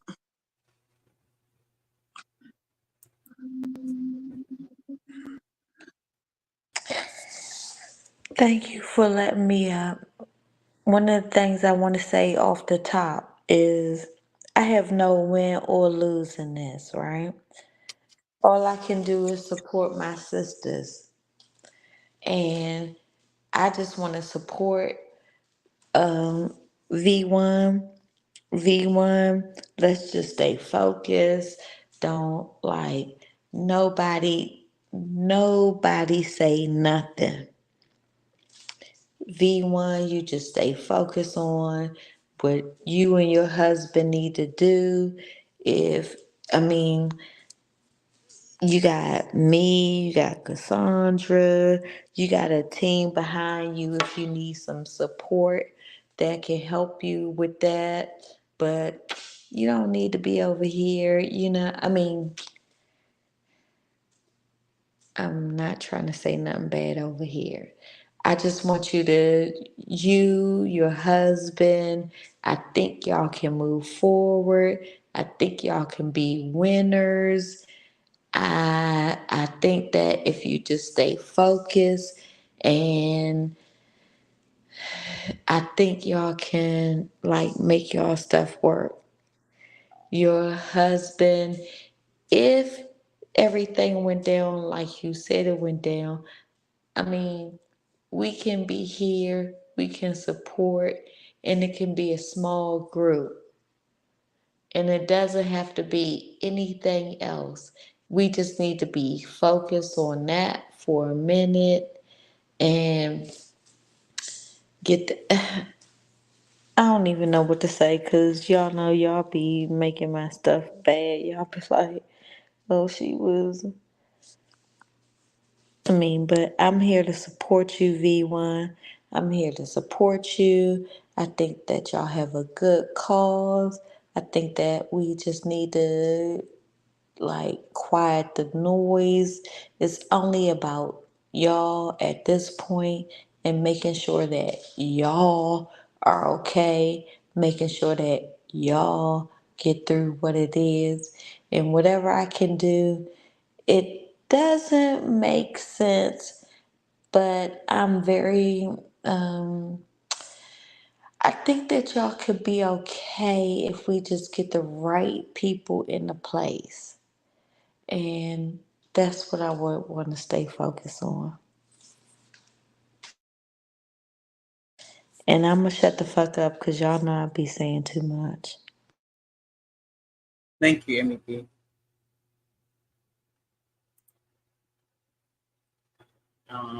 B1, not everyone wants good for others, spiritual weakness, and high places. The audacity of a black man to be a good man. Some will think, but the word says, when a man's ways please the Lord, he makes even his enemies to be at peace with him. Right. And that is the truth. Like, I want him to, that's why sometimes I'll be like, just like be still. You know what I'm saying? Just be still for a second. Because he just like, oh, this is happening, that's happening. Like it's, and I get it, like it's too much for him. But right now, he has to just kind of just like real down. It's a temporary situation if Yeah, we stay focused, right? If we yeah. just stay focused, it's a temporary, I mean, Katina is 11 Eastern Standard Time, 10 CST, and I don't know, oh, no other one, what the other time frame is. But Eastern Standard Time is 11 o'clock. Not sure where you're at. it's 10:18 over here at Eastern Standard Time. Yeah, that's where we on the same time frame. But yeah, come out, come through for because I stream the service and everything, and it's just about, but it's not. I didn't just start doing like I'm very high spiritual, and I've always been high spiritual like all my life to the point where I have to um. I'm not gonna say explain myself a lot, But I will say, like, I run into so many people who are not spiritual that I have to explain spirituality, what it is, and stuff like that. Um, but yeah, Katina, come through. I think you work nights. You might be sleeping. Just set your alarm. You can wake up for a while if you want to, but it's a nice experience. Um, What I'm gonna say, and I'm gonna just drop down real quick because I hate that I mean, they be like, MVP, you everywhere. I do be everywhere, right? But I'm gonna tell y'all, right? God is good, all right? the time. And if you just let go some of your inhibitions, if you just let God take, over, you know, if you just say, you know what, I can't handle this, but I know God can. And if we just say thank you, thank you, thank you, thank you, thank you, Lord, for the peace that you give me, we can make it okay. And I know a lot of people don't want to hear that. And you know what? I hate to say that. God is good. Amen, amen, amen. And this getting ready to happen. Everything getting ready to happen for the good of the Lord. Everything. We ain't even got to worry about it no more. Nothing. None of it. Whoever hear my voice, I mean, God is good. Whoever hear my voice know that we ain't got to worry about nothing no more. God gonna bless us. God gonna take care of us. We ain't even got to worry about it no more. God is so good to us. Amen. Yes, God is good all the time. So then we have the verdict. The jury's finding or decision on whether defendant's guilt or charges has been proved beyond reasonable doubt. Now, this part, I want y'all to remember what these words say. The jury's finding or decisions whether defendant's guilt on the charges has proved beyond reasonable doubt. Because it has to be proved beyond reasonable doubt. That's it. Prove beyond reasonable doubt, right? So when I say that, I keep saying that because from what I have known, what I have watched, what I have seen, it's not reasonable doubt there. Like, what? I don't get what I'm like, was these people in the same place as I was at? But we're all going to get to see what the evidence was and stuff like that. But we trying to get there. Yes.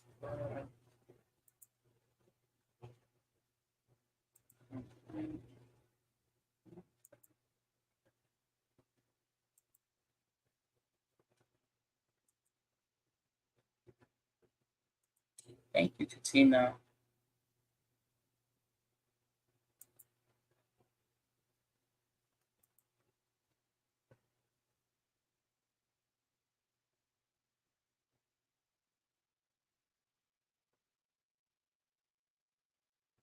Thank you. Yeah. Yeah.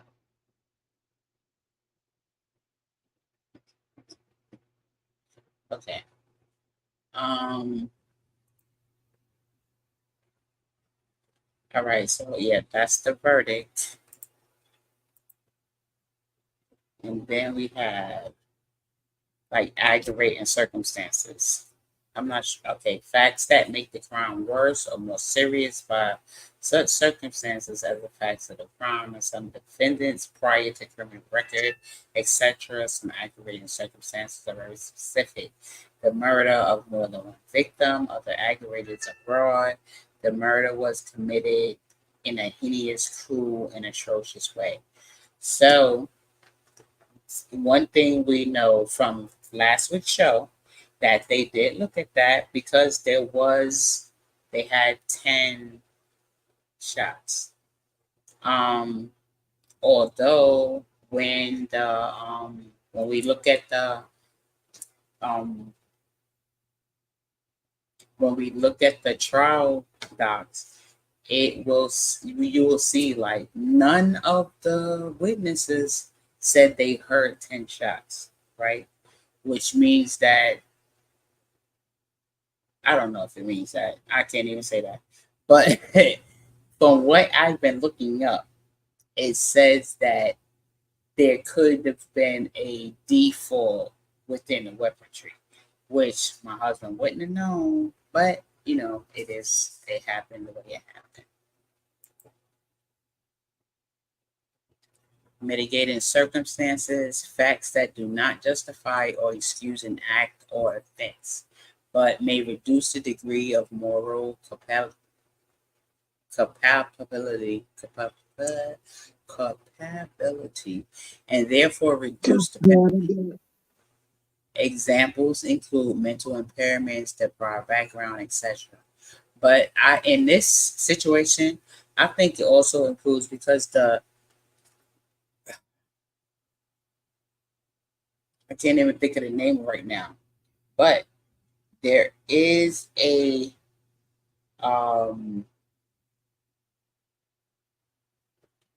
part. I forgot what it's called.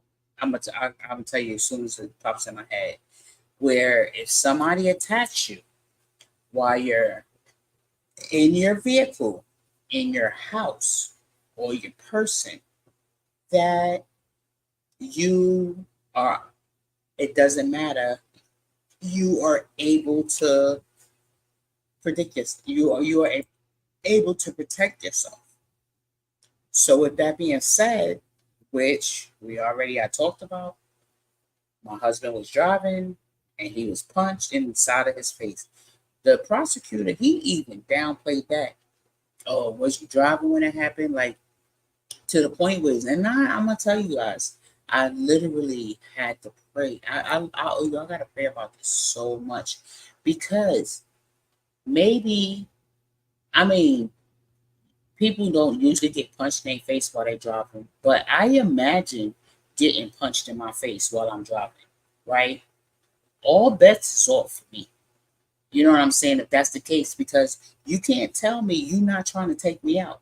Because if you hit me and I'm driving, suppose I black out, then I'm hitting the wall, I'm hitting the curb, I'm hitting the house, I can end up in somebody's living room.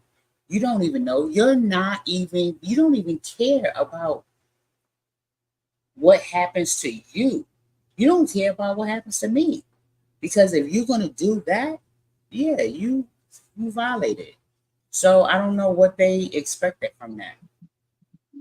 Shit, not even just you and me. You get 3 other people in the car. So Right.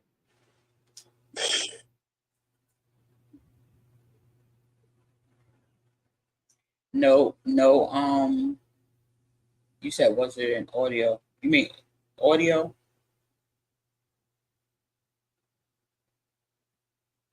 I'll type that all wrong.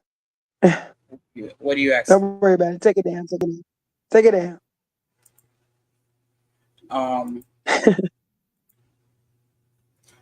So we had the mitigating circumstances and that.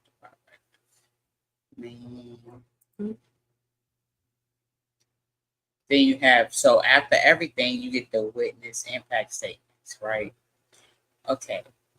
Now I'm going to say this now when we see the transcripts, we're going to see that the witness impact statement, I personally was offended, right? Now, even though it was about my husband, but because the sister of dude who been committing crimes all his life, right? It's like, well, these guys, I'm gonna have to help take care of his kids, and hopefully these guys learn from what happened. What? Like, what are you talking about? Like he ain't the one that committed the crime first. Right. And she Wait a know minute. they do commit crimes all the time because okay, so it's 3 separate But I'm incidents. saying your Dude been husband got shot. a clean record. But I'm saying your husband got a clean record. Squeaky clean. Yes. quick and sweep. just got a turnstile jump as That's a what I was about to say. juvenile It's or not some shit. squeaky because he No, jumped the no, turns. no, I got it. I got it, sis. And then you gonna tell me this career criminal rappy, you got all these rappies he pick up and say, fuck it, we got stage out a, you know what I'm saying, a robbery. Come on, you gotta help me. You got the boys on my back down here. They gotta lock me back up. Woo woo woo. You know what I'm saying? He an informant. Remember? You know what I'm Hmm. saying? Like it's all planned. This is Yeah. terrible. Yeah. Oh my god. If you could play it back in your head, just by from what the story you told us and the bit of the transcript that you read us last week, and then reading how they. Okay, go ahead. Yeah. It's crazy. Like you really don't like.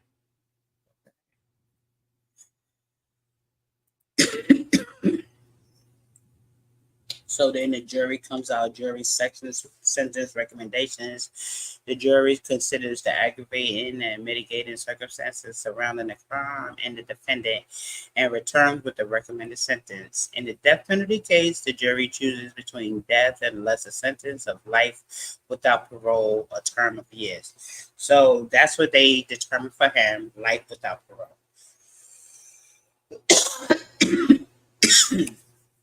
Excuse me.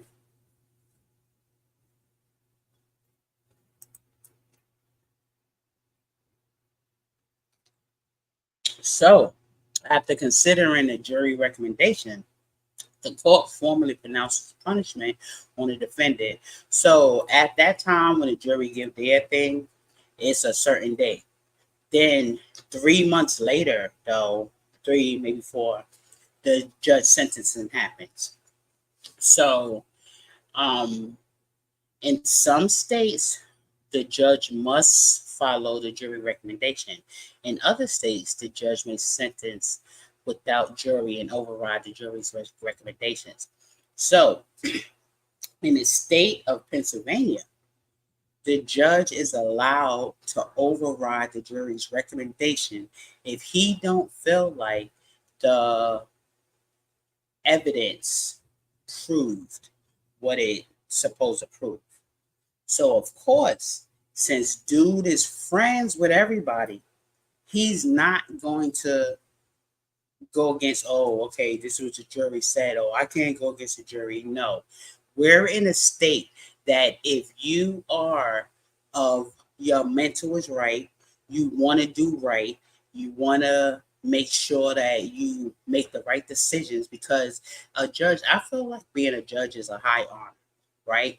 Not a gloat to sit up there and be like, oh, this is what I am. No, it's a high honor to do the right thing.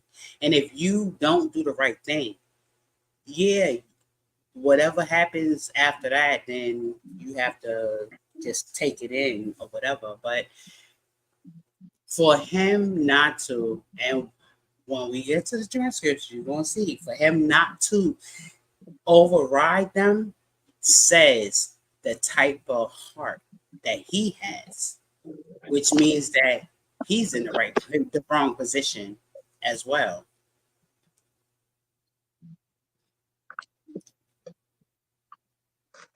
Do they be trying these judges? Do they Like how try? many?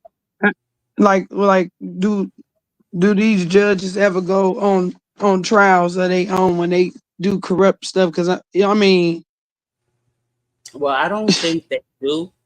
Well, you I know think what? they I just feel got to like they step can. down. They can because that's what the federal judges is for because they judge them. Okay, And at the end of this, that's where he needs to sit. so that'll Not be like saying in that the I want to Supreme take Court. somebody's livelihood or something like that, but he is in a position that he is supposed to help people, and that's not what he's doing. So should he No, be in that position? I don't feel so. no, no, but that's what I'm saying. So, what court of law do that? The Supreme Court, right? Yeah, that's at the Supreme Court level. Okay.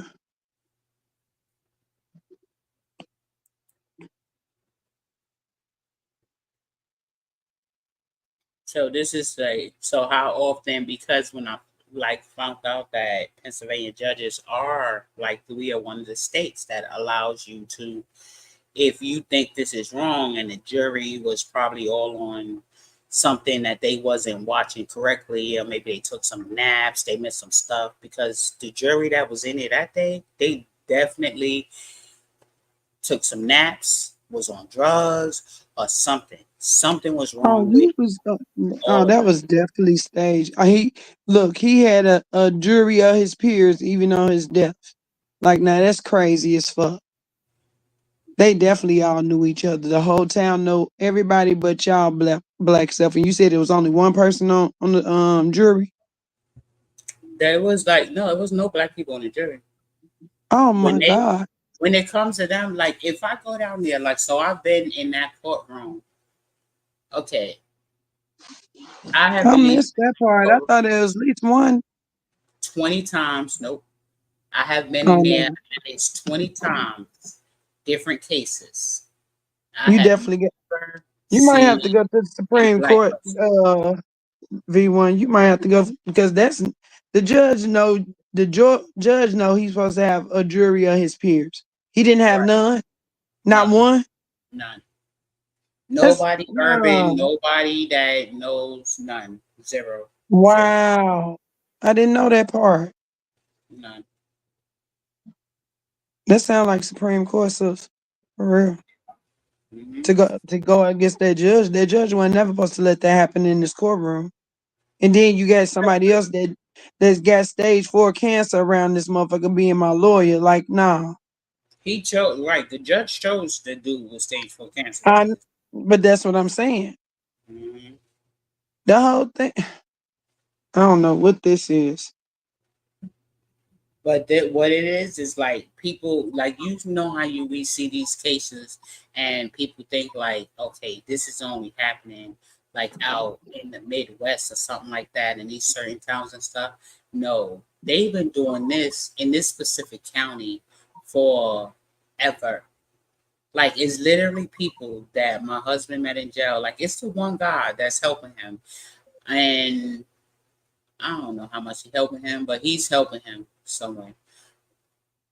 That they gave him 3 life sentences, right? This man was able to go in so far and overturn 2 of them. Now he's Mm, working on overturning his third one. Why? okay.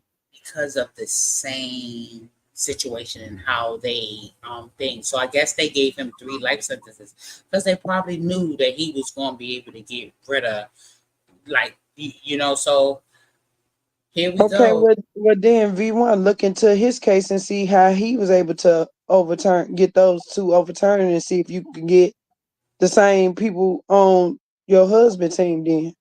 No, he's Just actually say, doing it himself, and that's who my husband is talking. oh, So okay, okay. right now, that's who my husband is talking to. Like, he did this by himself. So, and this is what. So today, what he told my husband was that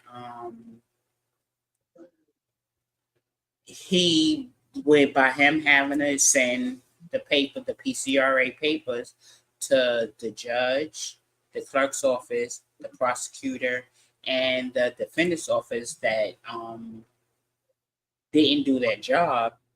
He's like, I don't know where you're gonna get with this because you're gonna probably have to keep redoing it because of where it's going. So this is why when my husband called me and told me about that this morning, because that what was the start of, before the guy even getting shanked up, this was what was on his head at the top of the morning. Then in the afternoon, this happens. So I get like where his mental is at right now. You know what I'm saying? But I'm telling him like, we just gotta hang in there. You know what I'm saying? Don't give up, and we're just gonna look forward to the best. What's that? Hey V1, you ever seen that show with the it was on Showtime with the 50 Cent had did it. It was black guy in jail, in prison. He ended up being a lawyer, getting himself off and getting other the other rappies off and all that. What about him if he maybe if he get his third life sentence dropped off of there, he's able to defend other inmates in there. Who the So is guy? it Oh or yeah, I know still you're talking about with the black yeah. guy. So Yeah, maybe that's in the same scenario, you know what I'm saying, like with your husband. You know what I'm saying? Because if he could beat that, he definitely gonna get out of there. You know what I'm saying? But you know what I'm saying, he gotta teach somebody else to do it so he'll help the next person. Maybe, right. you know what I'm saying, that's what the plan is. He got a voice already over the radio. Like I hate to make it sound that way, like he was put there for this, but you know what I'm saying, it's still something that he could do there to help himself and still help others at the same time. Because he already had a voice. He just got to get past that. His voice was taken off from what he loved to do and not working for somebody else. You know what I'm saying? Because now you working for free. You doing something that is not enjoyable, so it don't look that way to him. But if he got somebody that's helping him and he see the better part of it with him guiding him like that, I think he'll come out of it. Yeah, I think so. But that's the same show you're talking about. That's Hmm. what I represent. That's how I looked at the guy, like who he was, who he Yeah, is. yeah, So, like, I know exactly what you're talking about, and yeah. For life, yeah. Surely is mhm. gone. And I hate it when it gets took off. I'm like, man, it was getting good.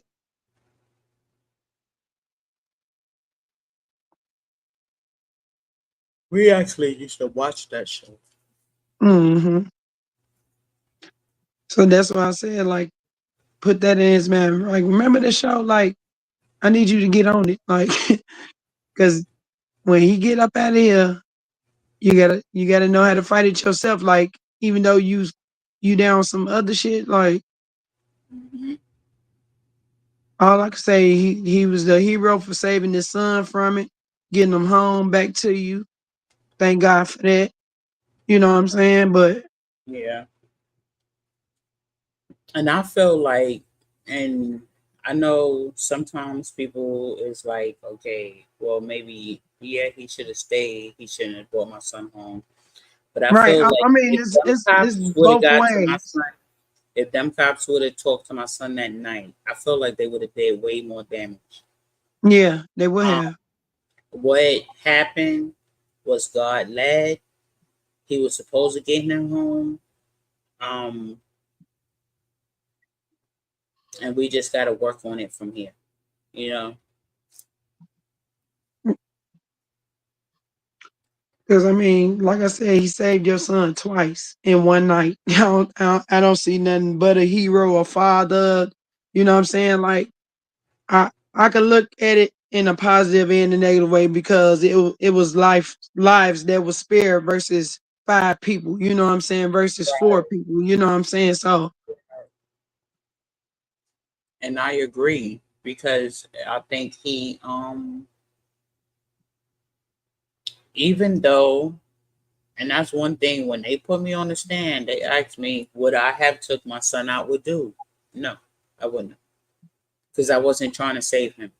Like, honestly, and I'm gonna tell you guys this tonight, I saved dude one time when he came to my house. I guess he had did, then this is, fentanyl is like really big here, and I guess he had did something like that. um we know I counsel people who do substances. And with that, I had to have training that if it ever came that I could have to save the person's life, right? But not only that, before that, I was an EMS worker who actually knew how to save people's life that was, dying from like an overdose or whatever. So dude came to the house one night. He came through and let me say something.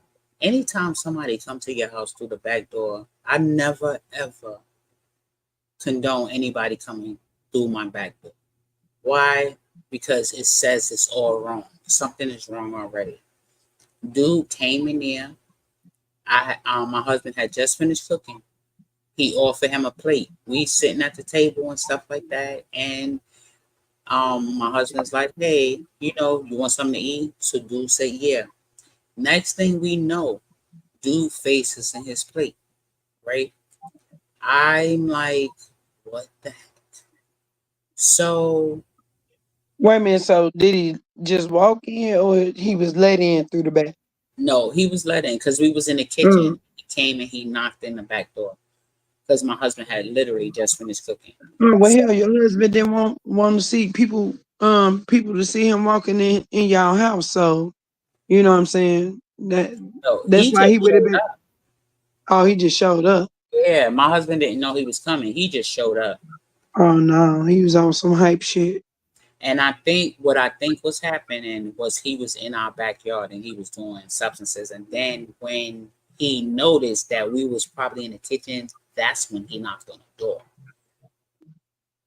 But then he came, then my husband came, and I'm sitting there, my husband sitting there, my husband fixing my plate, sat down, and we eating. Dude, the next thing we know, dude started like nodding out, which I thought he was nodding out, right? And then I was like, yo, and I called him, no answer, no nothing, right? Then my husband, like, and then he went over there, like, yo, and the dude was literally unresponsive. So I'm trained for overdose, so I know what to. When somebody's overdosing, I like know what to do, and I also got the kits because we're allowed to like have the kit if you in a certain job field. So before I even use the kit, I was like, all right, I'm gonna do what the what I know to do prior to having the kit, and that's what I did, and I just like punched him in his chest like that, and it was and punching him in his chest was just to get his heart started, shock it back for whatever. Surely enough, I did that 3 times. Dude resurfaces, right? And then I'm like, yo, you gotta go, right? And I said, so was you using in the backyard before you came here and stuff like that? So he didn't really want to answer me, but he didn't like me for a lot of reasons, and that's because I'm straightforward. I'm transparent all the time. I've been like that, and it is what it is. Um, when he came back, and I'm like, yo, you gotta go. I said, because you just OD'd in here. I said, you was trying to die in my house. I said, so you think that I need to answer these questions with my job, my kids, and all of that, and everything, because once you get that in there going, things is crazy. So all the time, this is another thing that I have to think about. Suppose I wouldn't have known what to do that night, then my husband wouldn't have even been in this situation. But I knew what to do that night. I did what I knew to Well, do. don't regret that. Don't regret that you saved his life. But you know what I'm saying? It's you was trained to do that. That's something that you love. It was a passion. That's it's like riding a bike. You didn't study this long to learn this trade, this profession or whatever, and do it with care amongst other people that don't take the job serious that they have. They'll watch you OD and stuff like that. They'll watch you drown. They'll watch you do whatever, and they know they can save your life because they don't want to touch you because you're a drug head. Like some people will let you just die like that. Those type of people is why your husband is like stuck with these people that's evil like that.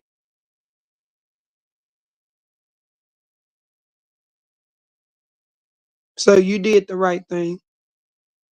I just don't want you to regret it. I felt like that night I felt like I did the right thing. And I'm gonna tell you what, it's a lot of days that I question that.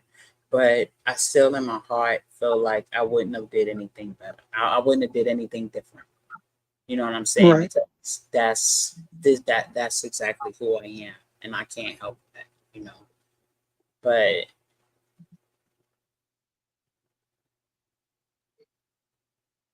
I figured we supposed to be going through this for whatever reason. We supposed to be going through it, and we'll come out of it. And then, at some one day, we'll all be like, "Hey, remember when that happened?" You know what I'm saying? And I'll be okay with that. But that's why I said, like, maybe he actually in some funny way is there to help them people because he has that voice that he always had. Right, Even though y'all put me here, but I'm gonna make it work for what I already know. I could bring people together. I could have a whole radio station in here, but you know what I'm saying? Like for us, for them people to stop doing whatever the hell they doing around that place that's got him to where he's so uncomfortable he don't want to go out of there. So he just want to get out, but he don't, he ain't seeing like that help that he got, that's a blessing. You could actually have somebody teach you how to do it. He's showing you that he did two of his own already. You only right, got one. right, So if he beat two on his own, yeah, right. And then he just got, that's what we was saying too. Is like, can you? He was like, well, maybe I can just defend myself if this is what has to happen. But then dude telling him like, hey, I don't know if you can. This is what happens because this is where you're sending it to. Well, you just sent two there, and it worked out well. Why would you say that? You know. mm. So is he trying to discourage him or I what? feel like this morning that what he said, he was trying to discourage him, which told me in my heart that man, he felt that he had a great chance. And that's what people No, when they feel like they like, have a good chance, they try to do stuff like that. right. They got a good chance, but the whole thing is they probably done slighted his ass too. Like you help his ass, then you ain't gonna beat that last one. You gonna be in here with his ass. So, like I said, it take me all back to For Life, that damn show. Hmm. Every time he was trying to help somebody, this that they did something to him, like you know what I'm saying. It's like it's actually playing that way for your husband at this time. And so you know the show because you said both of y'all watched it. So you need Yeah, to put on his thinking caps too. I'm You need to on. move I'm actually discreetly going with. to bring He up that need to show. move discreetly with dude. He need to move discreetly with dude that's helping him, so he don't fuck up his case and learn as much as he can. Or he'll have to relay the message to you, and then we just look the shit up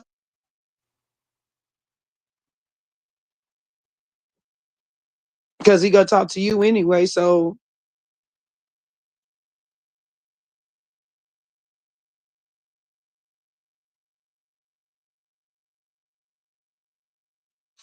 Well, I definitely feel like I did the right thing, but you know how sometimes when you're mentally, you just be like, ah. But I do feel like because I don't think I would have did anything. I don't think I could have been did anything different and felt good about myself because my conscience is. I have to like, yeah, I really ride on my conscience.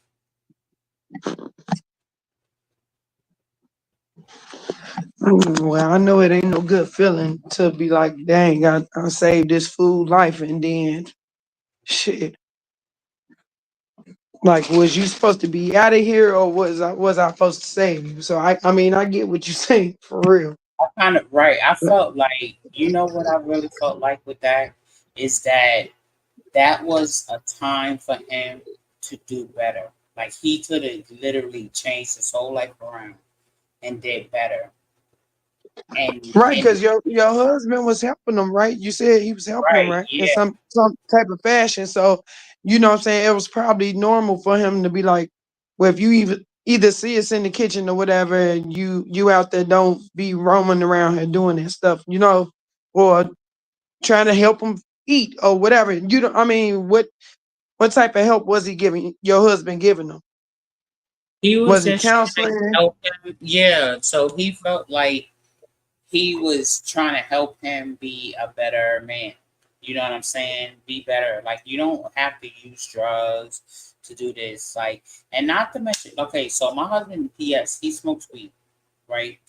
But I don't know. I don't consider weed drugs because you don't have to do nothing to it to make it what it is. So, and I did a whole research paper on it, like explaining whatever. Like, so I'm very highly qualified, factual in marijuana. So he but he's like basically like the coke because with coke and heroin, you don't even know what it is no more, you know.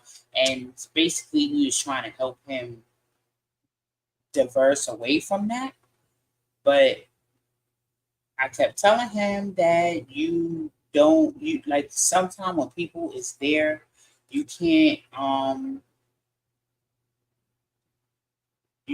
it is what it is. You know what I'm saying? Some people's there. It's that's where they're at. But my husband could not understand that that's where that man was at because the drug be having control. Well, I mean, if he was on, if he was on heroin or whatever, he would have went through withdrawals, all that stuff. So that's what I'm saying. And and shaking that, he got to be isolated. So if he's steady going out and out, your husband couldn't help him that way because he ain't finna house him there with you and your kids. So that's why I said it wasn't really enough help for him. But hey, it just wasn't. It wasn't no saving him anyway on that part. But to label him, that's no, that's ooh, that hurtful. That's hurtful. That's hurtful. I can't Yeah, even imagine it for you. V1, I swear I can't. yeah, go. I can imagine because it was a positive thing for people that was in jail, and it was like showing them how, like, hey, if you focus, you can literally get out of here, right? Hey, Curly Cookie. Um, I thank you. Yeah, it's not easy. Stay out them bushes.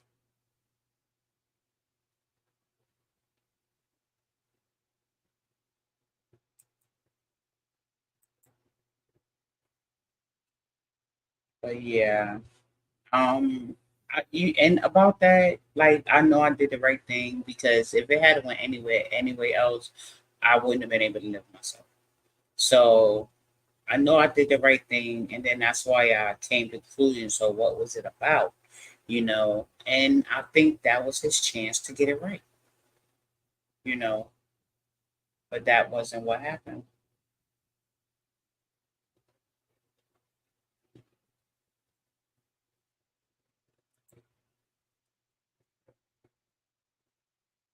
So then it was like so I had this thing where, and that's where I went. Back up. Right here, how often trial judges disagree with the verdict, right? So apparently, there are trial judges. So this was a monthly question.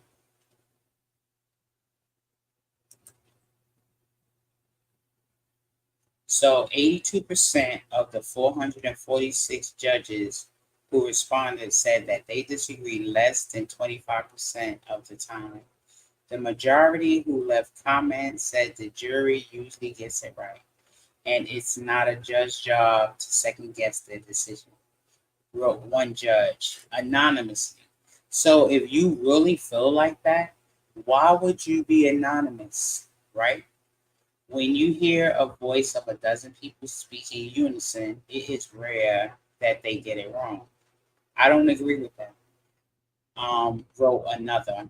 I rarely disagree with the civil or criminal juries, and I will never tell a jury that I disagree for two reasons. First, it's a breach of ethics. Second, perhaps most important, is presiding judge. I have more to think about during the trial than the jurors, and I could easily miss a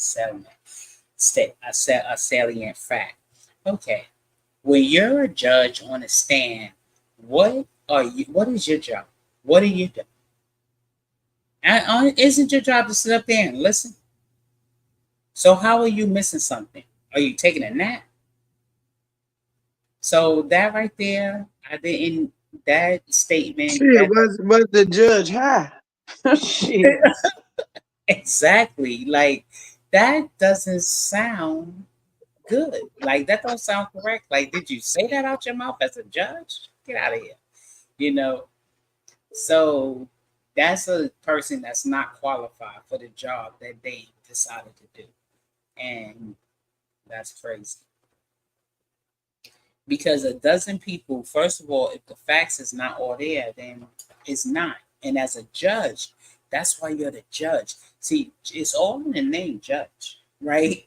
That's why you're the judge. If the facts not there, but these people were sitting there, took a nap, their brains wasn't functioning, some chemical imbalance was happening, because it could happen. Because people have underlying things that's going on. So we know about like your dopamine. If your dopamine is down, you might not be doing things right and stuff like that, or you know what I'm saying. So you just gotta like, what are we doing? Let's get this right, because we also gotta think about our serotonin. You don't know what's going on with these juries, with the jury people. So as a judge, you supposed to pay 100% attention so that you can help the the justice happen. And this is just not what's happening. So with the 82% of those judges, that tells us that 82% of our legal system is tainted.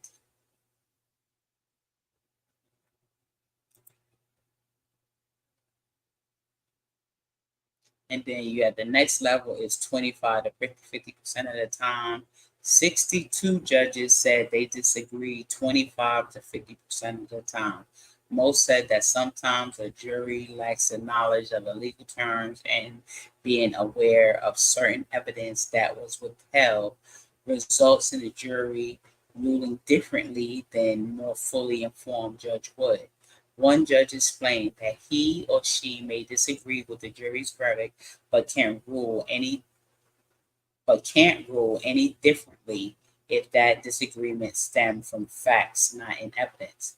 There are things that I know about the case which the jury does not know, but those things are admissible under the rules of evidence. And I think that sometimes a jury gets stuck on the small facts of a case that is really just red herring, not seeing a bigger or real issue. Some judges said it depends on the type of case.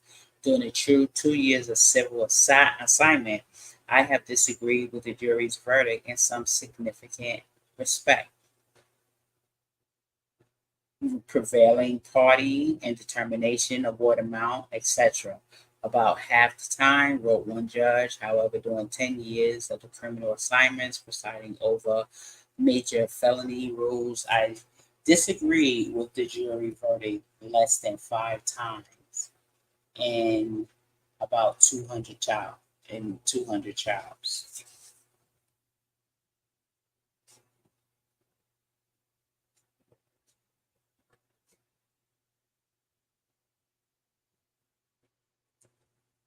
So with that, okay, so in my husband's case, what they held back was dude's criminal history.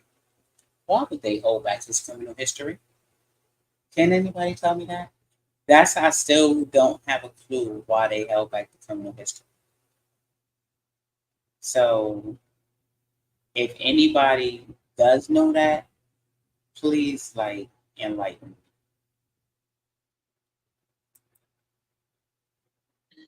Because I guess they can't say they can't victimize the victim. They done labeled him as the damn victim.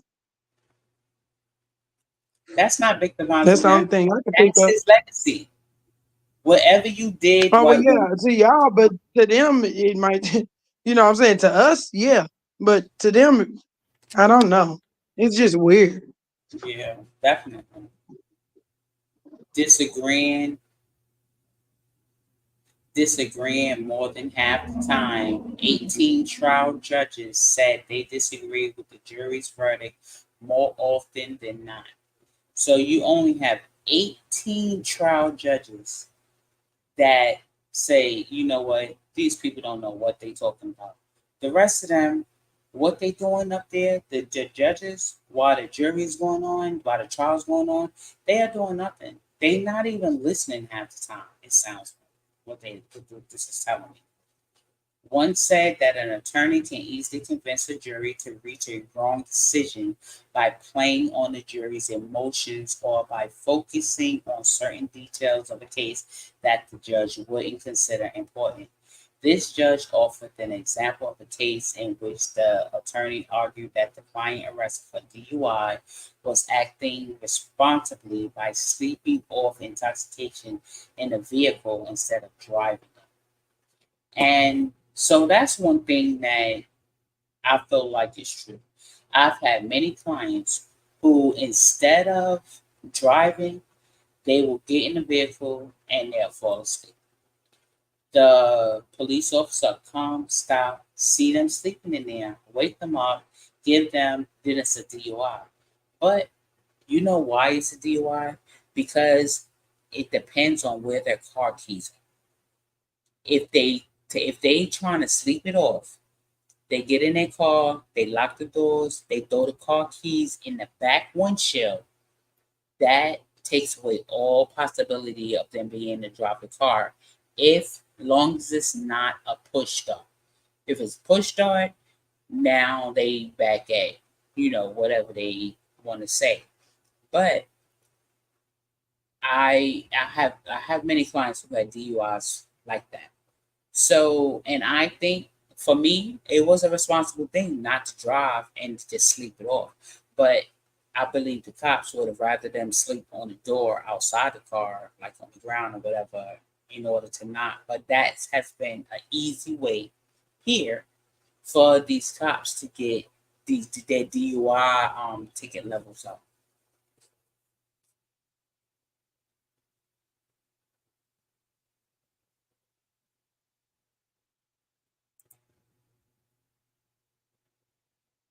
Right. And I have so many clients whose keys were not in the ignition, but their keys was in their pocket. So what they say is, "Oh, well, you still had access to it because it was in your pocket."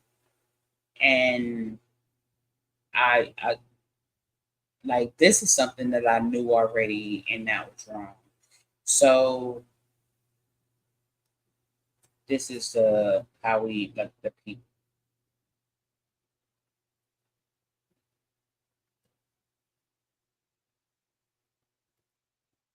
So that is the completion of the process of a capital murder trial from beginning to end. Even though some parts are not relevant in Pennsylvania, most of these parts are. And then the extra portion was the judges, because I want to keep reiterating that although if the information doesn't match, the judge can overrule. I am in a state where the judge can overrule knowing that all the facts did not match up.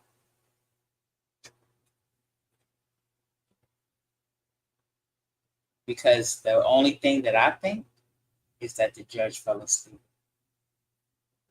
And that's the only thing I can see. Because he fell asleep, he missed some stuff.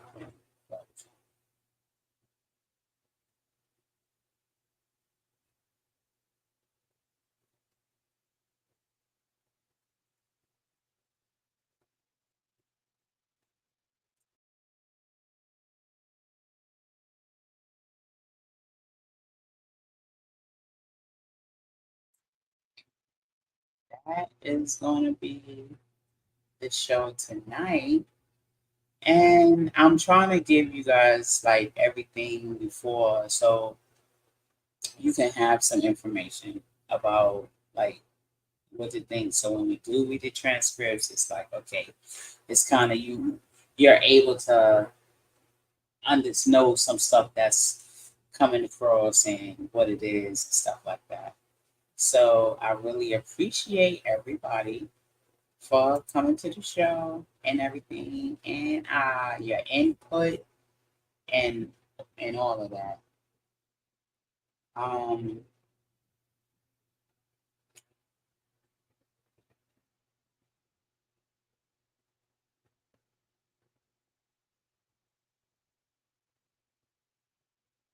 do we have any questions or anything?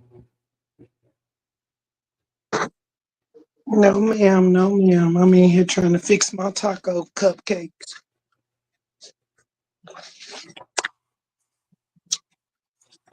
I will have to make those the taco cupcakes next time. So that Mm-hmm. man delicious. Well, thank you. Thank you. Thank you.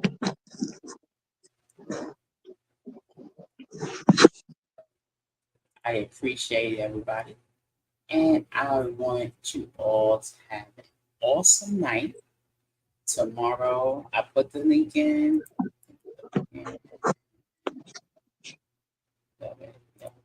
10 a.m., 11 a.m. Tomorrow, 11 a.m. Eastern Standard Time, 10 a.m. Central Standard Time. I will be on Transformation Church. And We'll see you in the I morning. got some exciting news, but I Just might wait. Just wait. Just hold it. Hold it a little bit. I'm Hold gonna it a share little it bit. next week. It's a little bit spicy. Yeah. It's a little bit spicy, y'all. I want to share it with you guys next week because I'm like I can't believe it right now. Hold on for it for a little bit, sister. Hold on to it. Hold it to your chest for a second. I am. You guys have a good night. I appreciate all of you guys. I love all of you guys. Like, oh my goodness. Thank you. Thank y'all for helping, coming over and supporting. Yes, thank you for the support. And I appreciate everybody. And all of the prayers that she says she needs. Pray, pray, pray, pray, pray. I appreciate the prayers. I appreciate comments. I appreciate your input because it's helping me. Because, like I said, this is not something that I'm into. Like we've been into. I can see if I was in a marriage with a man and he's been in and out of the system all our marriage. No, this man has not. He's not at all because that's not who he is. So I thank you all for coming through and supporting me. And have an awesome night. And for those that I'll see in the morning, I'll see you in the morning. All right, good night. Everybody come through it. Hey. I got dominion, I got authority in the kingdom, got everything I need. Everybody come through it. Hey. I got dominion, I got authority in the kingdom, got everything I need. Everybody come through it. Hey. I got dominion, I got authority in the kingdom, got everything I need. Everybody come through it. Hey. I got dominion, I got authority in the kingdom, got everything I need. Everybody come through it. Hey. I got dominion, I got authority in the kingdom, got everything I need. Everybody come through it. Hey. I got dominion, I got authority in the kingdom, got everything I need.